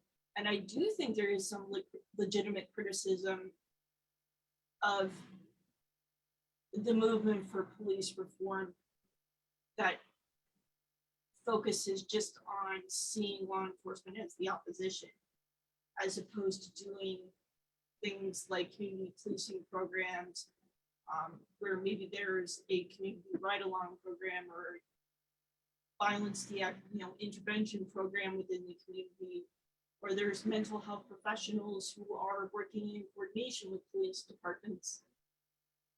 Those are the constructive things that we need because they are going to have to deal with these things. These aren't necessarily, we have to be honest, they're not just going to evaporate and go away. The reality is they are going to continue to be the first point of contact for drug issues, mental health issues, domestic violence, child neglect and welfare. Often police are the first intervention there because child youth and welfare in a lot of counties is being underfunded. I want to get to something that Patricia brought up in the chat. Just did a quick list of Tricia puts in the chat. She actually put in the chat earlier, you know, when Lisa was on, that, you know, we're getting her depressed with all things, all of these things and not having, you know, solutions or better messages or whatever. Things that I assume, Patricia, that you're talking. Oh, okay, I got you. Somebody had asked earlier, why are people so apathetic? I think Mary may have asked that. They're already moving on the next news cycle. We got to that. Patricia responded at one point and said, gas prices, the border, ad nauseum. I actually want to address gas prices very quickly. Because look, I pay them. Say quickly as an aside, just talking to people a lot in the last couple of weeks, people are not moving on. The media is moving on. The media always craves the next story, but people are not moving on. People are scared. They're worried about their kids. They're worried about their grandkids. This is hitting home with people. And I think it's the reason that you're seeing, and again, maybe I'm overly optimistic. I think it's the reason that you're seeing some more serious conversations between Republicans and Democrats about doing something. Can I offer something a little funny? See the name? Yes, I did. Come on, it's funny. I love you. You need to be heard. You need to be heard. It's important that you be heard. Women need to be respected. Now let me talk about the Red Sox. So I just did a little, if you're seeing on the screen, I know Randall mentioned it in the chat. One of our dear friends inside our Revolution, Pennsylvania, is kind of, because we do this so much now, Kristen and I, both this program and other Zoom calls, other events, other things that we've done and we've hosted together, that we've kind of picked up. One of our dear friends, JP Fox, has named us the Joe and Mika, you know, of the different things that we do. So I just did that for fun. it's just one of those nights. It's a loose night. I don't even know when we're ending. I'm thinking of ending right at 7. We just don't have a lot for you today. It's been a little weird. What I should do very quickly is tell you what's coming up. Our scheduled guest for next week is Nick Presley with the Pennsylvania Center for Budget and Policy. And we'll be talking about the Commonwealth budget and where your money is spent if you're in Pennsylvania. So if you're outside Pennsylvania, like Mary or a number of the 100,000 listeners that we have on a regular basis here at Hot101.net, and you're thinking to yourself, so if you're in New Zealand or in Africa or in South America, why do I care about the Commonwealth budget? Like, as I say very often with a lot of the things on this program, simply because it's not happening, you may not live here. These things are happening to you, around you, for you, about you. The Pennsylvania budget itself may not affect you if you live in New Zealand, but the budgeting process is something that, as an informed citizen, you need to know about. And if it sparks you to say, I need to look into what the budget is near me and how my money is being spent because I learned something from that. Well, that's why we're going to do it. So we're going to be talking about the PA budget next week. That is our scheduled guest. Of course, I had a scheduled guest this week. That didn't happen. And that's okay. It's life. It happens. It's not a biggie. Nobody's angry. It stinks. It makes it a little hard to plan, but it's nothing to be angry about. Life happens. That said, that is our scheduled guest for next week. The following week, we will, again, not be with you. It is Father's Day, and we will be traveling. So we will not be with you Father's Day weekend. Then he looks at the calendar very slyly and quickly. We're with you for one whole week on the 26th, and then we're out again for July 4th. I've told you guys this the whole 2022. It's just been a weird year. The way holidays have fallen, the way some sporting events have fallen, we've been ill on occasion. Work has gotten in the way. It's just been a weird year. We're here for 2, gone. We do 1, we're gone. I think the most shows in a row that we've done for you this all of 2022 so far is maybe 3. I think it's just been one of those things.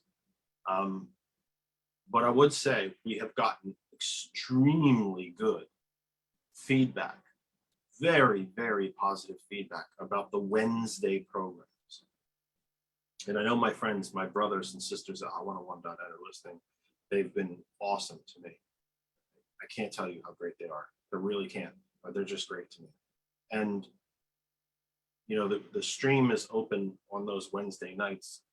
And we've done a couple 7 to 9, 2 or 3, 7 to 9 shows with you. And they have been extremely well received. And I think we need to do more of that. You know, maybe this show gets a little shorter. We do a little more on Wednesdays. You know, if I can ever get this phone thing figured out, I think I'd probably get a lot more phone calls on a Wednesday night. So we're not here because we don't want to be here. It's holidays. You know, people aren't listening and doing things. They're doing things with their fathers on Father's Day, as they should be. Can I mention one other event coming up? Oh, yeah. So there is a Mika, there's nothing you can mention here. You're important. You need to be heard. You have an important voice. thank you. You have a very important voice. You need to be heard now. validated. Now let me talk about Manchester United. Go ahead. But I really wanted to mention a dear friend of mine, Carrie Ferdin and Ken Garvin have been working really hard to plan a big environmental event. It's a 3-day event that runs from June 11th through the 13th. If you live in PA and you're able to come to Harrisburg for those days, I think you will not regret it. I think it's going to be a lot of fun. The whole point of this is that, as Jeff was alluding to, it's budget season. And so this is a real push by organizers and grassroots community members to push the state to do more about climate change. and to invest more in renewable energy. And it's going to be 3 days in Harrisburg. It's going to be a ton of fun. There's going to be street art. We will also do some, rally educational panel sessions, but it's going to be a lot of fun. Karen is an amazing organizer and has really worked to make this a family-friendly event, make it a fun event, so it's not, heavy. It's not coming to, a college lecture. It's going to be a lot of fun. We're going to be in Harrisburg on the waterfront, and I'll put the link in the chat. And if you can get there, I think you'll have a great time. 267-227-9189, 267-227-9189. We normally go with you till 8 p.m. or sometimes even 9. I ain't gonna happen tonight. I can feel it in my bones. It's just, you can call 267-227-9189. Ask questions in the chat. Anything that you want, any way that you want to get a hold of us. And again, for everybody who's been in the chat so far today, Mary, Randall, I know Randall always does it anyway. Am I missing? Jolly, great to see you. Patricia, let me keep scrolling. Becky, Darlene, everybody that's been in the chat so far, you can take this post and share it. We beg you to do it, actually, to be perfectly blunt. Please do that. There's somebody in your friends list, and you all have a group list of groups that you are a part of. Please feel free to share the program. And again, Mary, especially calling from California, I can't tell you how much it means to me. It really does. I swear to you, it means more. Kristen will tell you, it means a lot to me when folks from outside PA are listening. And when anybody calls, it's an event, and it shouldn't be. Don't be afraid to call here. We're not, Randall can tell you, I've never had an argument in a phone call. Never one, not a single one. So please feel free to call 267-227-9189, 267-227-9189. I also want to remind you that a dear friend of me, which is probably very low on his list of accomplishments, a dear friend of Kristen, of George, of April, of all of us now, is joining the Hot101.net family, and you will be able to find him on Facebook. And I gotta be honest, I don't know where. I will try to find that out sometime before we leave you. Sergeant Thomas McCormick, our guest from our last live program 2 weeks ago. His program starts tonight from 9 p.m. Eastern time. 9 p.m. Eastern time. Sergeant Mac, his debut program tonight, June 5th. I will text him somewhere when Kristen is speaking at some point. I will bury my face in my phone, which is always really looks good on camera, and see if I can text him and find out where on Facebook that you can find him, or where in social media and whatnot that you can find him. But Sergeant Mac starts tonight. You've seen Sergeant Mac on the program. He might be the leader, so to speak. He might be out in front. He might be the lead horse of the pack, so to speak, coming down the stretch here. About how many times he's been on it. I want to say it's about a half a dozen times, which might not sound like a lot in 3 years, but really, you can't always put the same faces on. It's boring. But he's been here a lot, and he begins his program tonight. We're really excited about that. I'll tell you why. I take a bit more self-satisfaction out of it than I probably should. Not everything on this planet is about me, as much as that makes me sad. But not everything that happens in this world revolves around me. I am not the center of the universe, not by a long shot. But we were lucky enough to find Sergeant Mac. We were lucky enough to make a connection. He came on the program, and he was a rock star, and he's been a rock star ever since. And I'm very humbled, very, very humbled, and very proud to call him friend. I hope he feels the same way. And his and his stature has grown. He talked to the folks at 101, and they said, "Yep, let's rock and roll." And we're so excited. I'm so excited for Sergeant Mac to be starting tonight. And so please, if you get anything out of this program, please check out Sergeant Mac tonight, at 9 p.m. Eastern time. And of course, wherever that time zone puts for you on hot101.net. If you were in New Zealand, I don't know what the hell time this is in for you, but it's just stay tuned. I think it's going to be brilliant, and I think you're going to learn a lot. It's a very different perspective. We have a very different, we agree on so much, but the presentation and the life experiences are so different. And I think you're going to really, really, really enjoy it. So Sergeant Max starts at 9 p.m. I want to address something that Patricia said, or 267-227-9189, 267-227-9189, 267-227-9189. I think if I can fix my screen, I will fit the whole number on so you can see it. It looks like I can't. It looks like I did it just a little big. Put a little too much wordage in there. What a shocker. I put a little too much wordage in there. Happens occasionally. I think Mary here raises an interesting topic. Mary's had a lot of About wonderful stuff to say. Mary put in the chat, someone said that the left should stay away from any messaging that suggests, quote, banning guns, so as not to impassion the Second Amendment enthusiasts. Said that we should just stick to emphasizing regulation instead of virtual outright ban or eliminating guns. Thoughts? I have said on this program many times, and Kristen and I actually were just talking about this morning, ironically. We talk a lot about messaging in politics. How, you know, Democrats do not have the gift of encapsulating very difficult, nuanced issues into 3-word bumper stickers or 4-word bumper stickers. Make America great again. Don't tread on me. Try to take it. That kind of, you know, support the police. That kind of crap. And the only time that we did, not all of us did, as we were speaking about earlier on in the program, a very small group of people managed to come up with defund the police, and we got beaten over the head with it. So these issues are complex.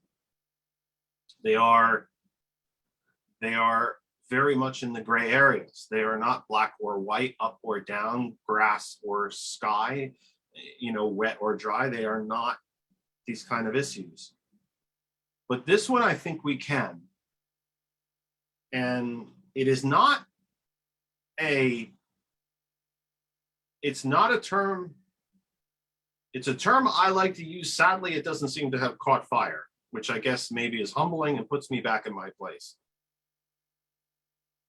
I agree that the word gun control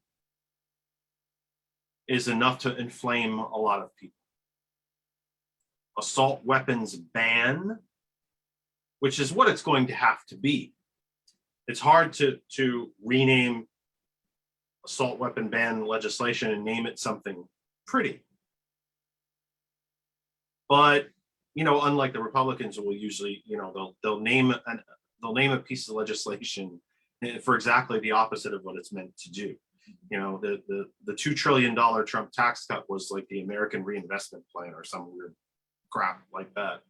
But that said, this one I do think we can do.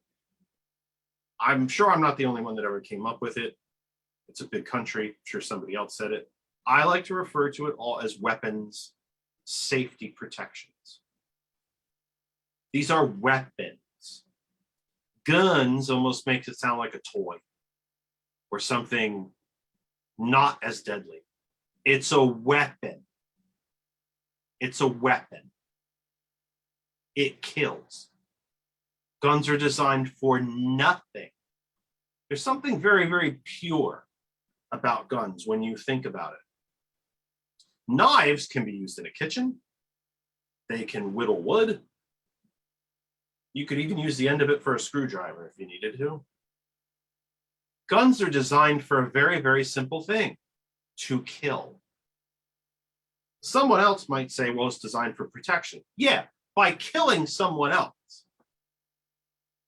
Well, it is also So these are weapons, safety, protections. Regulations are protections. The words are synonymous.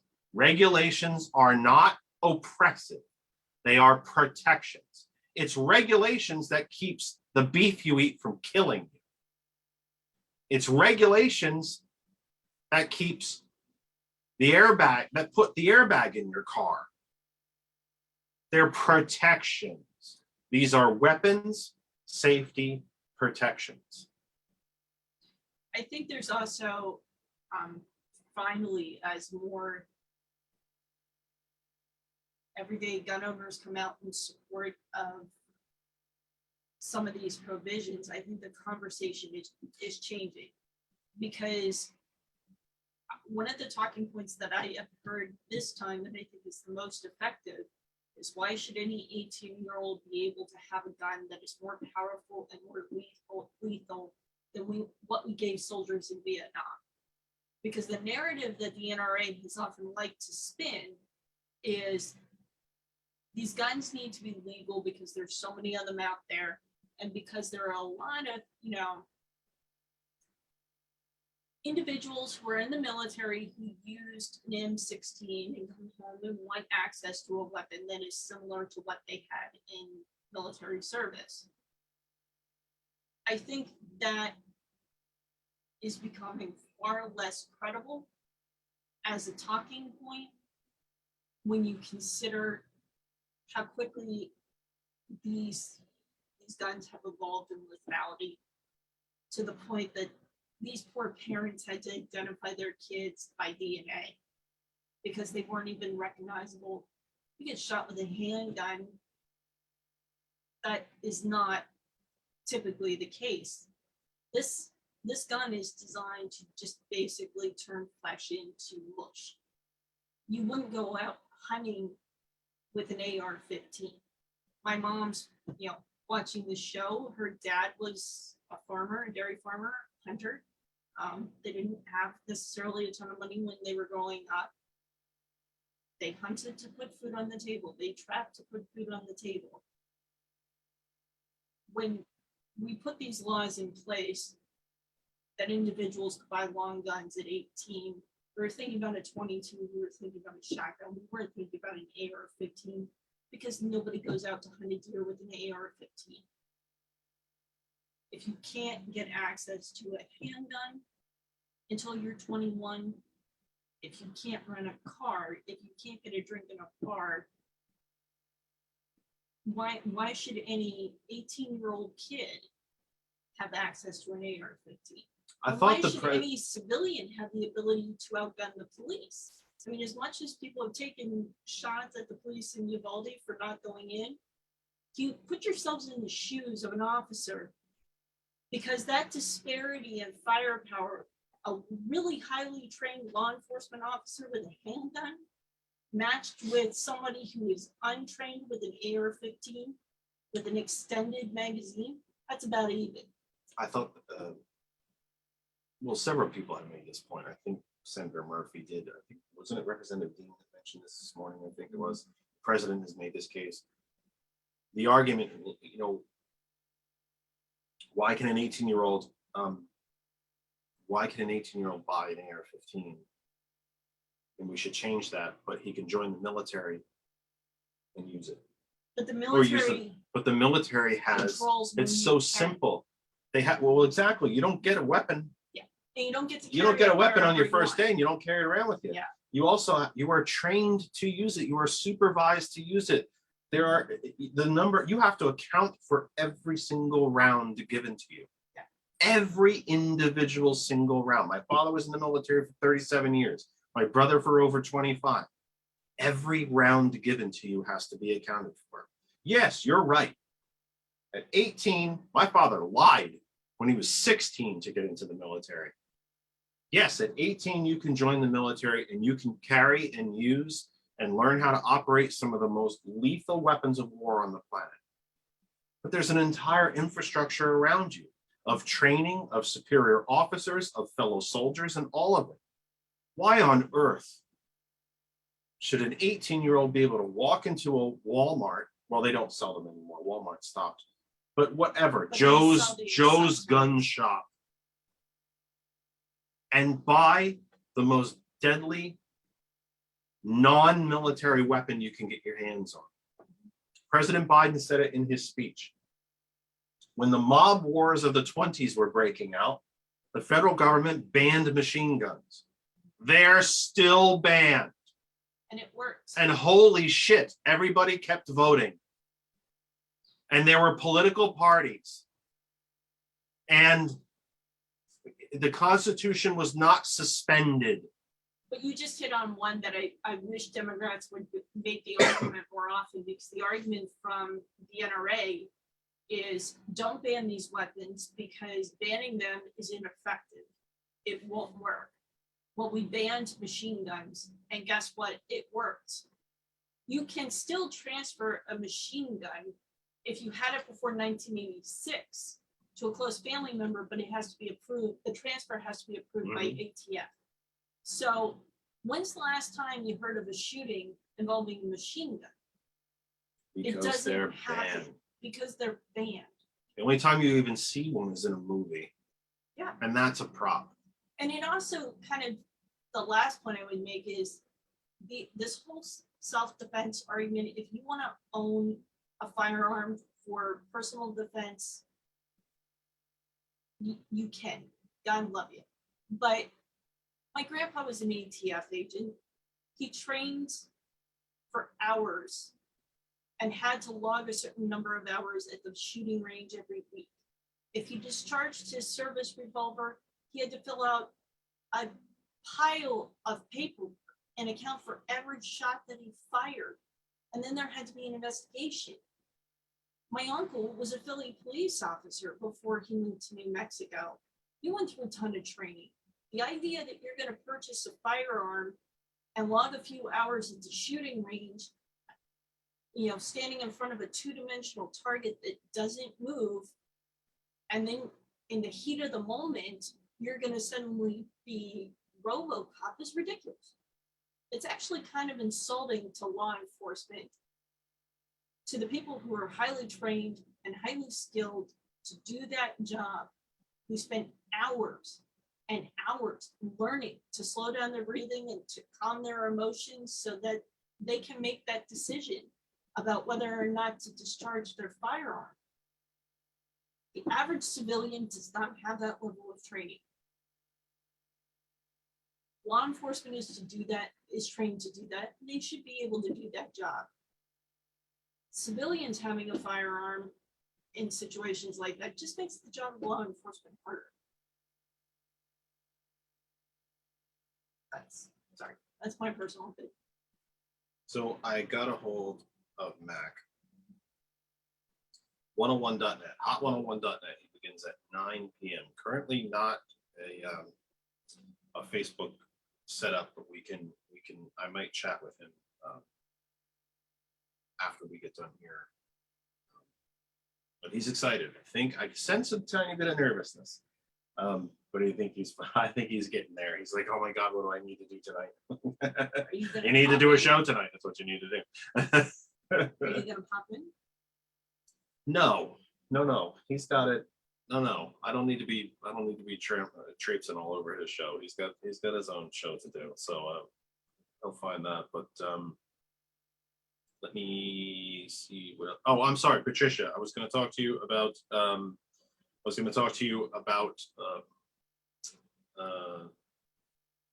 gas prices.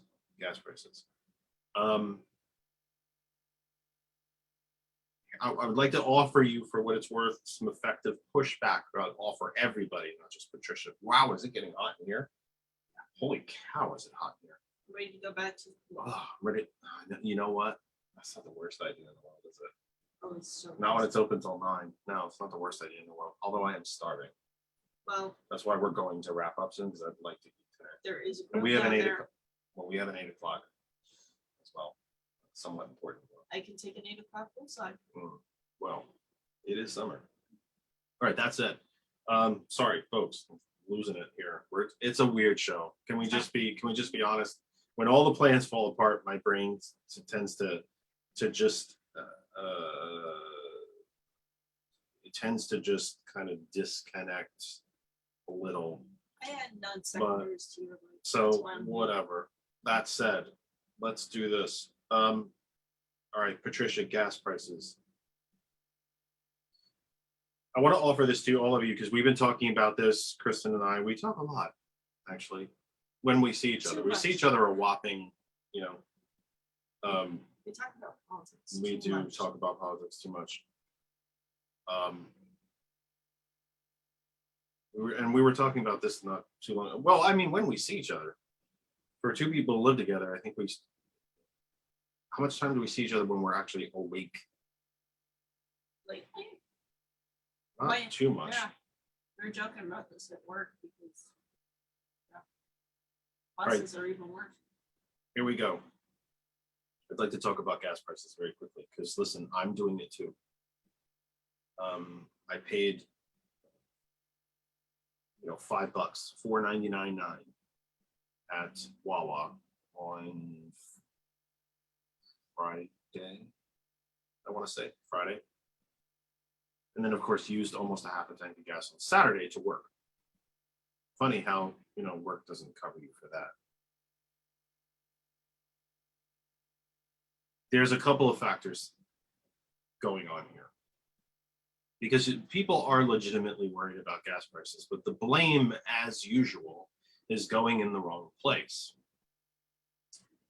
During the height of the stay-at-home guidelines during the pandemic, when gas prices dipped to under $2, big oil companies decided, well, we should just stop making gas because nobody's using it. The offline refineries. And that's a perfectly valid, rational business decision to make. If you make bagels and no one's buying them, you don't keep making bagels. If you are, if you make the cigarette manufacturers, they don't make the same number that they used to because people don't smoke like they used to. It's a perfectly rational, understandable business decision. So during the height of the stay-at-home guidelines, big oil companies said, we're going to take some of our refining capacity offline. We'll do maintenance and repairs and cleanup and things like that. And that makes perfect sense. They took 50%, 50%, half of all the domestic refining capacity offline. And still, during the pandemic, I actually remember believing myself that gas prices didn't get cheap enough. They made it under $2 in New Jersey. I think it got as low as about $2.05 here in PA. I'm really taxing my memory, so I could have that wrong. I could very well have that wrong. That makes about. But it makes sense to it's me. about 30 I cents thought they more should have got, expensive here. quite frankly, for as many people who are not traveling for months, should have been $1. But that's a different story. So that capacity, let me not skip to the end. So that's one thing. Refining capacity cut makes perfect sense. It's actually a rational business decision. Drilling and extraction was cut. Why drill and extract if nobody's going to use what I'm taking out of the ground? Perfectly rational, understandable business decision. Ex-President Trump, because he loves that title, also made a deal, if you want to call it that. I don't see how it's a deal, but whatever. That the Saudis cut their production by 3 million barrels a day to help try to inflate prices. It didn't really work that much because still none of us were traveling. I mean, there were literally stretches of weeks at a time where I didn't leave my house. Maybe take a walk, maybe go to the grocery store and try and grab just a couple of things. Back when our local grocery store was literally limiting the number of people who could be in the building at a time and had changed, put the pathways in that you could only go one way in a certain, all that stuff. I'm sure you're all familiar with it. So the Saudis cut production at the behest of the Trump administration by 3 million barrels a day. Now let's get to the end of the story. Here come the vaccines. The economy starts to reopen. we start going back to work. Restaurants go from completely shut to curbside to outdoor to limited number. We're all up in it. We're all up and running again. Gas prices begin to creep up because demand is creeping up. Again, a perfectly natural part of the business cycle. So you would figure, well, we better get those refineries back online. But they haven't. Refining capacity is still where it was at the height of the stay-at-home guidelines. You would think the Saudis would, well, we should probably ramp production up again, but they haven't. The same cut for 3 million barrels a day during the height of stay-at-home at the behest of Mr. Kushner and Mr. Trump is still in place. Every time the Biden administration has reached out to the Saudis to talk about oil production, the Saudis simply refuse to speak to them. Our so-called allies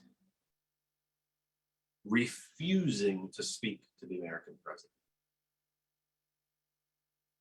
Mr. Biden actually is planning a trip there this week. I think it's rather repulsive.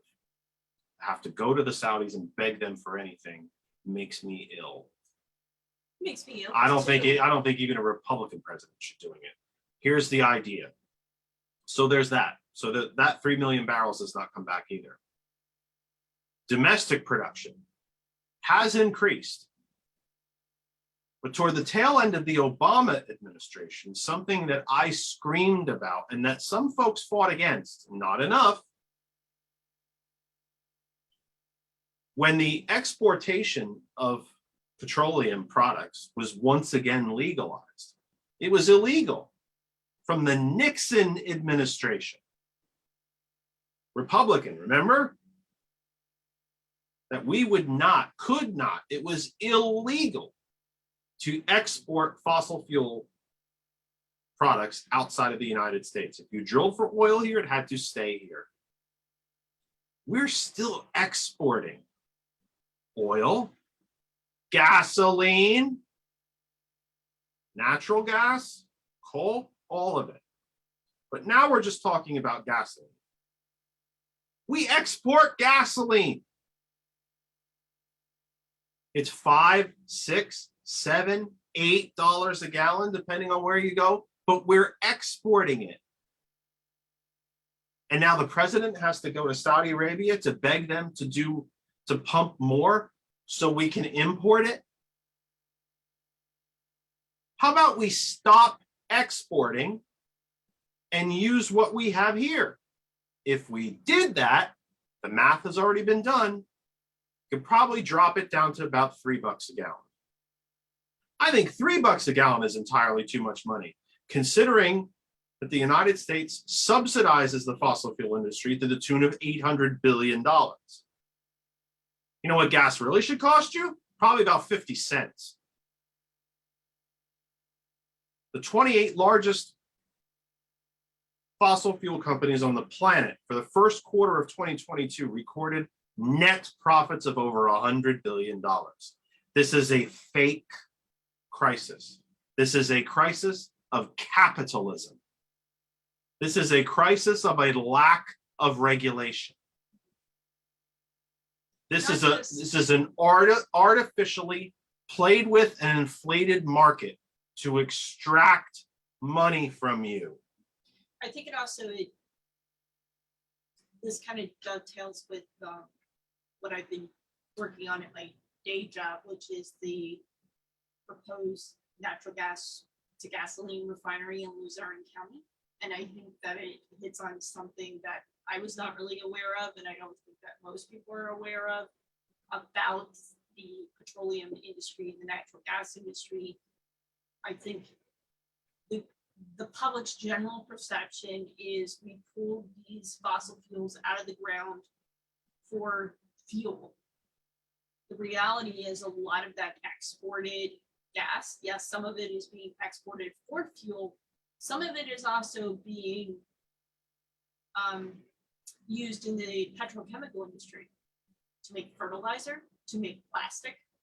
That's the biggest boom. That's the biggest reason that the natural gas industry wants to be able to pull gas out of the ground. It's not for fuel to fuel your home or your car. It's so they can make more plastic. That's where the money is. The money is, the value is not really anymore in the raw fuel. You have to turn it into a value added commodity. And the myth that they're selling the public that they can give them really, really cheap gas is not really true, because that's not the intended end result. That's not the reason that they want these leases. And in fact, they have federal leases, both the natural gas industry and the oil industry, from the federal government to drill on federal land, which they're not even using. There are thousands Thousands. of leases that have been given to the various fossil fuel companies that they have not even used. Thousands of them. Thousands. It's interesting to me because I kind of went down the There's a rabbit couple, hole. there's hundreds of them in the Gulf of Mexico alone. Yeah. There's some of them off the coast of New Jersey, which New Jersey's fighting, and off the coast of California, which California is fighting, to be fair. Yeah. I But went down the rabbit hole one day and I just started looking at statistics. We were at about consumption levels where we were pre-pandemic. Production has inched up, but it's inched up meagerly, and the industry can't really explain why it's such an obstacle to get these refineries back online, particularly when they said when they took them offline, to your point, that they were going to do maintenance and repairs. So you would assume when you do maintenance and repairs, it would be much easier to bring them back online. They have no answer for that. They have no answer for why domestic production is so low and why the price, not just profit, sheer profit, but the percentage of profit is so high. Other than the fact that they are on earnings calls where they technically have to tell the truth because they're talking to shareholders. we still don't. Well, they're openly bragging about making profits, Mhm. making historic profits and making up for the losses when we were in lockdown and nobody was driving. It's not a mystery. It kind of befuddles me that I hear so many people, and again, I'm not thrilled by paying $5 a gallon. It's really stings. It really hurts. I'm befuddled though by this idea that any politician can suddenly snap their fingers and do something about it, other than crack down on the corporations who are price gouging the American public. I would consider the Defense Production Act personally would force these companies to put that refining capacity back online. It's not a bad idea. And it's also about time. $800 billion in subsidies. $800 billion. 330 million Americans, including Tie those however many- subsidies to getting Well, how production about- back online. including how many of those Americans are too young to drive? Take that 800 billion, implement the German solar plan, and we're done. Easy, we're done. Every roof in the country would have a panel on it, and we'd all have an electric car in the garage. All of us. But $800 again- billion. Even if you divided that by, how you figure how many people are probably too young to drive, somewhere in the 40 to 50 million range. Even if you wanted to make the math easy, 300 million. 800 billion divided by 300 million. Can you imagine how easy that would be? But And it we would be need to easy if you had honest, the it's- stones to do it. It's not just slapping up solar panels. It's also upgrading and modernizing the infrastructure to transmit that electricity from the panel to where it needs to go. We don't have that. The infrastructure bill gets us part of the way there, but the reality is, if we went completely to renewables and solar tomorrow, generated from electricity generated from renewable sources, electricity consumption would go up drastically. You have to have the infrastructure in place to be able to handle that, to transport that industry. That power. That's what we're lacking. So I think we do also have to be honest about the fact that this is not a 2-year project. This is probably more like a 10-year, No, I'm- 15-year, 20-year ongoing project. The Germans did it pretty damn quick, but what a shocker, because they're ruthlessly efficient. But The Germans did do it, but the Germans also. this is more about a decision of The priorities. Germans didn't quite do it. The Germans ended up relying more on natural gas For as they manufacturing, went to solar for for manufacturing. manufacturing and for trucking, but not. It was a home and business conversion. Yes, they still used large amounts of natural gas, again, for heavy manufacturing and they still used petrol for lorries and heavy trucking, certainly for shipping. But homes and businesses, office parks, what we would call an office park, government buildings, they're all solarized, and they had generating A more lot of electricity than in years. But the I'm not other, talking about 1 year. the other of just a- supplement to that was also nuclear power, We which can is one certainly- thing that we don't have as much as Germany.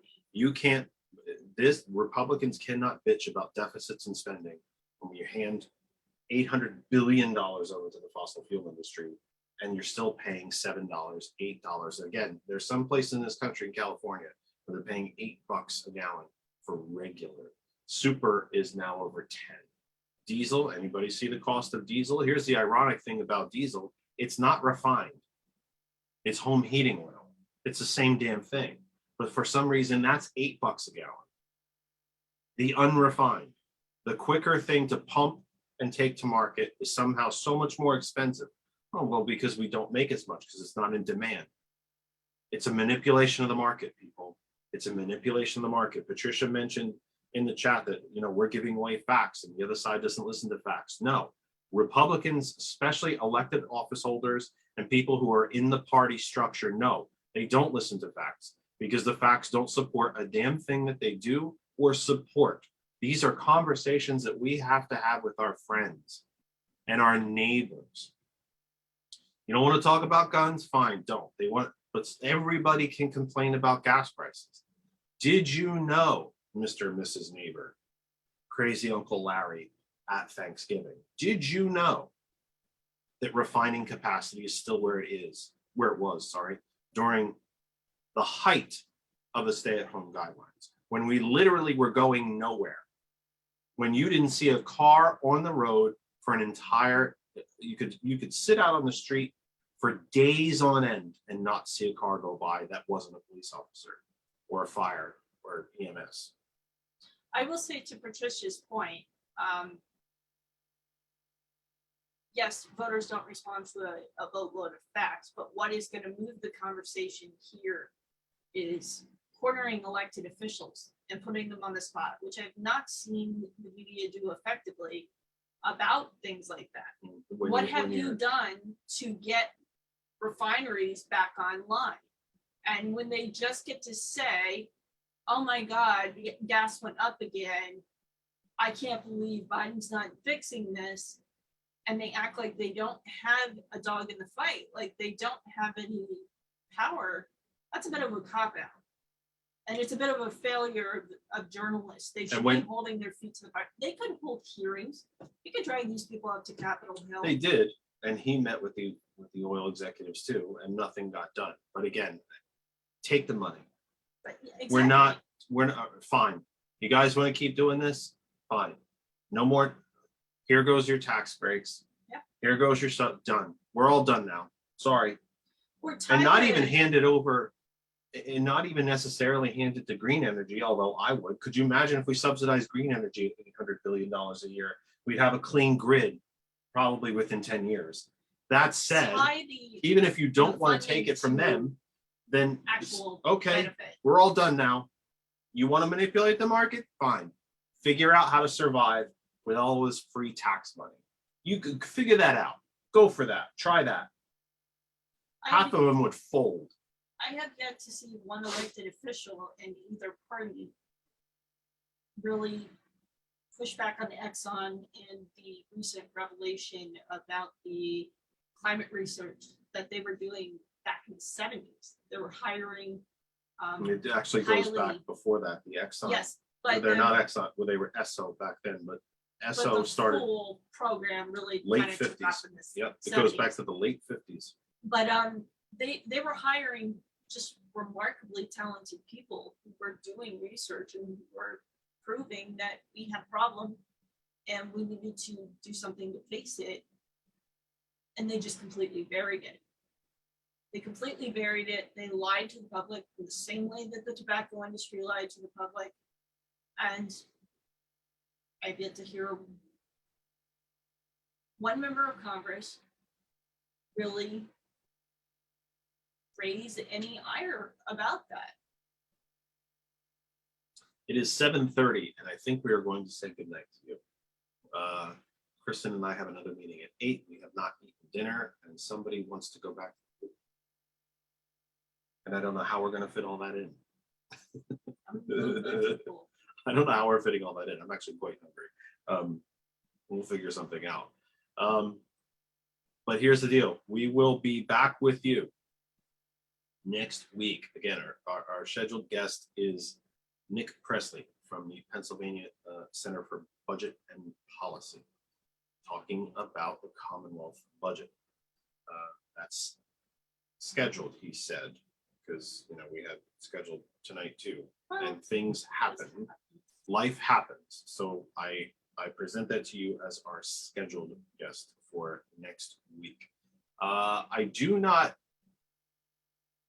believe that the January 6th committee open hearings start Thursday night, I believe.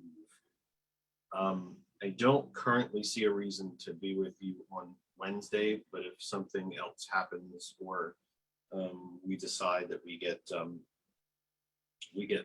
pushback feedback, so to speak, that you want to continue the Wednesday shows, we can always pop in with that.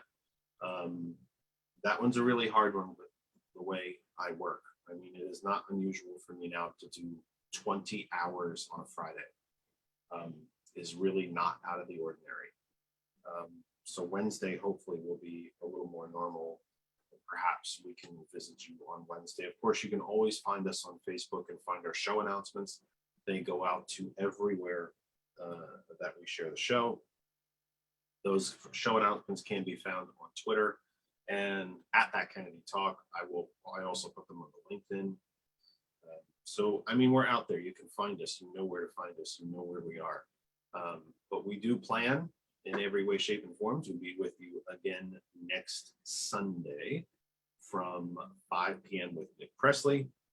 Possibly Wednesday, we'll see. I'd always like your feedback about whether you like to see us on a Wednesday or not. I do actually want to make Wednesday a regular part of our operations. My job just doesn't always allow it because sometimes I don't get home till an extremely late hour. And I do need a little bit of prep time to get everything working. And you know what, even when I have prep time, it doesn't always work. It doesn't always work.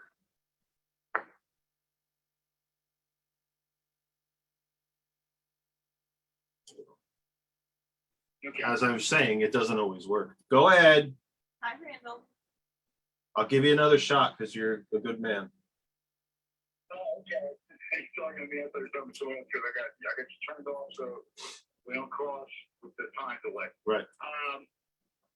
Thanks for even Nika for having a good show tonight. Thank I you. wish more people had called in. I'm praying to God, I don't know who to suggest to help you to get the technical problem with the call and technology straightened out. Yeah, it's a Google thing. I can't seem to figure it out. It should have been okay just when I rebooted it and reset the computer. It's normally how these things work. It's Right. just not happening tonight. And I think, you can't exactly uninstall it and reinstall it. It's a Google program, so it doesn't really work like that, but I'm going to have to think of something or think of a new way to do it. I mean, this is working. It's not great, but it does work. Well, when I talked earlier with you and Mika, I heard you perfectly, but it was very, very, very hard because I'm hard of hearing because of my age. To hear her, Well, yeah, comment. Oh, that's sorry. because she's on the other side of the room and it's actually the microphone in the phone. I just happen to have the phone up against my face. Sorry for you, but it is it is what it is. That's the problem. It makes it a little harder for you to hear her or anybody that would be at that particular broadcast station because it's not flowing through I got you. the way it should be. Yeah, it's not all running through. That was the beauty of when this was working correctly. That was the nice part of it, is because everything was flowing through one piece of hardware, but that's not working any Right. longer for some reason that I Right. cannot seem to figure out, unfortunately. Did you see my later comments on the Facebook page? Like when when you're talking about, you There's two were talking about oil prices and gas prices. you should no. Oh no, but I did say that you put Saturday, June 11th. I did want to get to that. I actually did want to get to that. Saturday, June 11th. I think it overlaps with the event that you were talking about. Oh, the March for Our Lives. Is that what Is the you're- call out date to have massive protests nationwide for weapons safety. And we'll be doing 3 of those. Actually, that's- Together NEPA will have one in Scranton at 11 a.m., one in Wilkes-Barre at 1 p.m., and then one in Bloomsburg at 3. I think there are several others scheduled around Pennsylvania. There's, of course, the National March in Washington, D.C. Right. If you go to the website, you can find a march near you. Not just the United States, but across the world. They put the call out to ask, supporters and friends, outside the United States to join us on June 11th as well. All right, sir. Time for us to go. Yeah, just real quick on the oil and gas industry. The Mid-Atlantic and New England states account for 84% of all home heating oil used. I have what's called a winter-summer boiler, which means that the boiler runs in the winter for heat and hot water, and in the summer it runs for hot water. My home heating fuel costs have gone up 67% in 1 year. Higher than gasoline prices have gone up. Anyway, I just wanted to throw that in. Yeah. Okay. You got it, my friend. I'll watch you next week. Yeah. God bless. God bless, Mika. You Oh, stay thank you, safe. Randall. Stay safe. Stay safe. Take care. Stay safe. All right. Bye bye. Something really quick I'm going to try and play because I don't know if this is going to work because nothing's been working lately. It should. Do you have I sound? know it should, but I don't know if it's going to work. Do you have sound in the Zoom enabled internal What? audio? If you go to the audio settings, you just have to enable the sound for it to be able to play through the Zoom.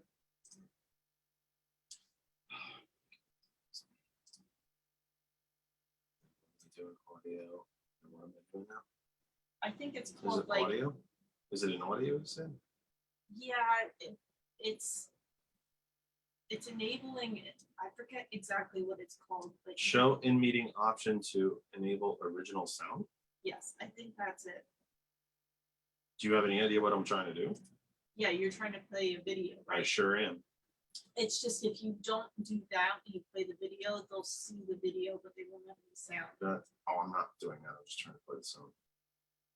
It's not going to share. I'm not sharing it like that. I wonder if. I'll bet there's something wrong with the phone system compared to. There's probably a setting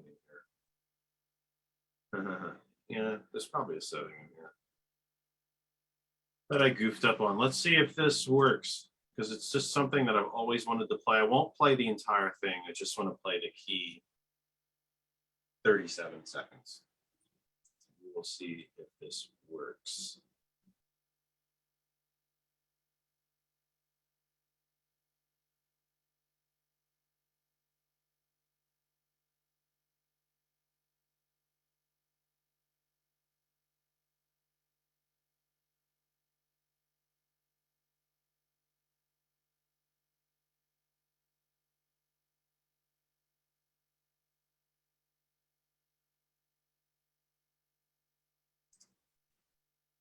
Senator Ted Kennedy, back in 2007, arguing on the Senate floor for a raise to the minimum wage, asking Republicans, when does the greed stop?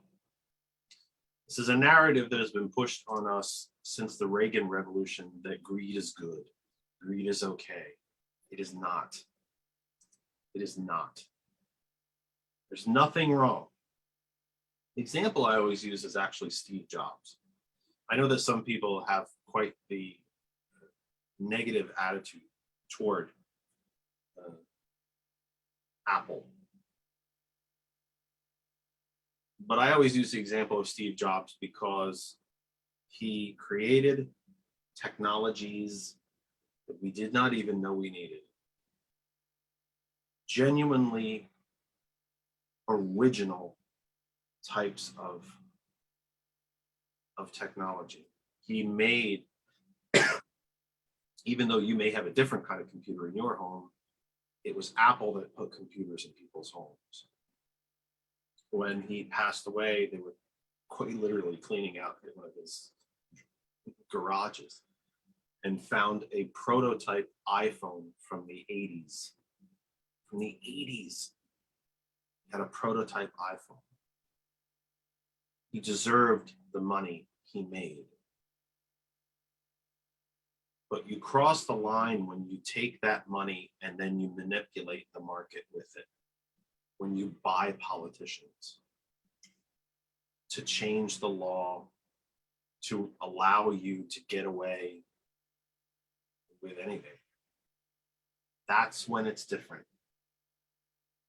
Elon Musk deserves some of the money that he's made. He created a company. There's nothing wrong with that. But when does the greed stop? When is enough enough? When you take those billions and buy government, that's when you cross the line. Jeff Bezos deserves a lot of the money he's made. He's revolutionized shopping. But you don't get to buy government. That's the difference. Do you know what else I've just been thinking of? As you're talking, earlier today we were talking about education. And you know, the fact that you don't really have like a life skills course in school that, you know, teaches you life skills. But as you were talking about this, it also made me realize when I went through grade school, I didn't really learn much about the labor movement. I learned about the Triangle Shirtwaist Factory fire, but that was really about it. I learned about the you know, workforce in the 1940s, and that kind of set the stage for a lot of you know, prosperity later. We really learned next to nothing about the American labor movement, and not learning about the American labor movement affects the way in which you think about American politics and American government. When I talk to voters, the way in which they talk about this issue, a livable wage, who gets tax benefits and tax cuts and tax rates, it's all about what people above me do and what is given to me, what isn't given to me, what is given to other people. We don't tend to see ourselves as an active part of that conversation. But the reality is, nobody gave you the legal work week, fire extinguishers in buildings, work safety laws. Nobody just gave that to you. Every day people went out and fought for it. They risked getting fired. They risked physical harm and violence and persecution to be able to get those things. It was a people-powered movement. And it's part of the reason that the Republican Party, the opposition, conservatives, business, does not want that story to be taught. Jeff and I are 15 minutes away from the Bethlehem Steel Factory. They have the Museum of Industry there that is part of the Smithsonian. And the major funders for that museum, a lot of them are corporate. They're in the financial industry. It's the Chamber of Commerce. And it has an impact on the way in which the story is told. It focuses a lot on management, focuses a lot on the innovation, and I'm not saying that it shouldn't, but the workers are kind of relegated to a minor part in that story. In fact, they are blamed for the demise. Yeah. Of Bethlehem Steel. And the They're just even union worse. is blamed for the demise of Bethlehem Steel, which is not the case. They're blamed for bringing down Bethlehem Steel, which is just, it's mind-numbing. It's really quite mind-numbing. I'm not even sure. Yeah, I'm not even quite sure what to say about that. It's sad because I attended Lehigh University. A lot of the people who, men at that time who went through Lehigh, particularly in the engineering or business department, would go on to work for Bethlehem Steel. And one of the biggest problems with that company was the growing division between the worker and management. A lot of those people who were coming out of Lehigh University didn't really understand the jobs of the average guy who was working on the floor, smelting steel. And, they went to the office, they filled out their paperwork, and then they left and they went to the Steel Club golf course. And that was their work week. They didn't really understand the jobs or the lives of people who were actually making the product. And they failed to innovate because of it. You say you and I say goodnight. You're trying to still fix this phone thing, and I can't fix it. Bummer, still can't fix it. Hey, just a reminder again, for all of you at hot101.net, if you don't have hot101.net apps, it's super simple, and they're actually good looking apps, very easy to use. In fact, once you tap on it, it opens and it's already playing. You don't even need to do anything. Just tap on it and open it. hot101.net. One of the originators, the keystones, the foundation of internet radio. We are proud to be a part of it. Over 100,000 listeners worldwide and growing. Apple App Store, the Google Play Store for Android, any other type of device, tune in radio app, go to the search bar, search for hot101.net. Why do you want to do this? Because our friend and family member, Sergeant Thomas Mack, begins his brand new program. Debut night, big night for Sergeant Mack. He starts at 9 p.m. Please be a part of it. If you take anything from our program, you will love his. If you appreciate us, you will appreciate him. So I leave you with that. Now, Kristen and I are going to maybe eat something, maybe go back to the pool, maybe fall asleep, maybe, I don't know what, because we're both wiped out. Yeah, we don't sleep too much. But anyway, we're going to do something. We've got yet another meeting at 8 o'clock anyway. For every single one of you that was with us tonight, and especially Mary, someone new, it's always nice to see a new name and a new face. I'm so glad that you called. For Randall, for everybody that was here tonight, and I mean it, every single one of you, from wherever you might be listening, to the one 100 places across Facebook where we shared the program. To the TCP family, all of you, please continue to share this program. Invite your friends to the group. Randall's invited about half the planet to the group, which means there's a whole half he needs to still do. But if you have friends, family, other groups, Mary's from California. If there's a local Democratic committee that she's in the Facebook group there, let us be part of that group that we can share the program there. We don't make money. We don't have advertisements, which means if nobody's listening, we're not here. It's literally that simple. We could not be here if you are not there. So please continue to share the program. Please check out hot101.net and all of our friends and family, the DJs and the other talk hosts that are on Hot 101. And please tune into TCP. Even if you're not in Pennsylvania, you can easily find them online.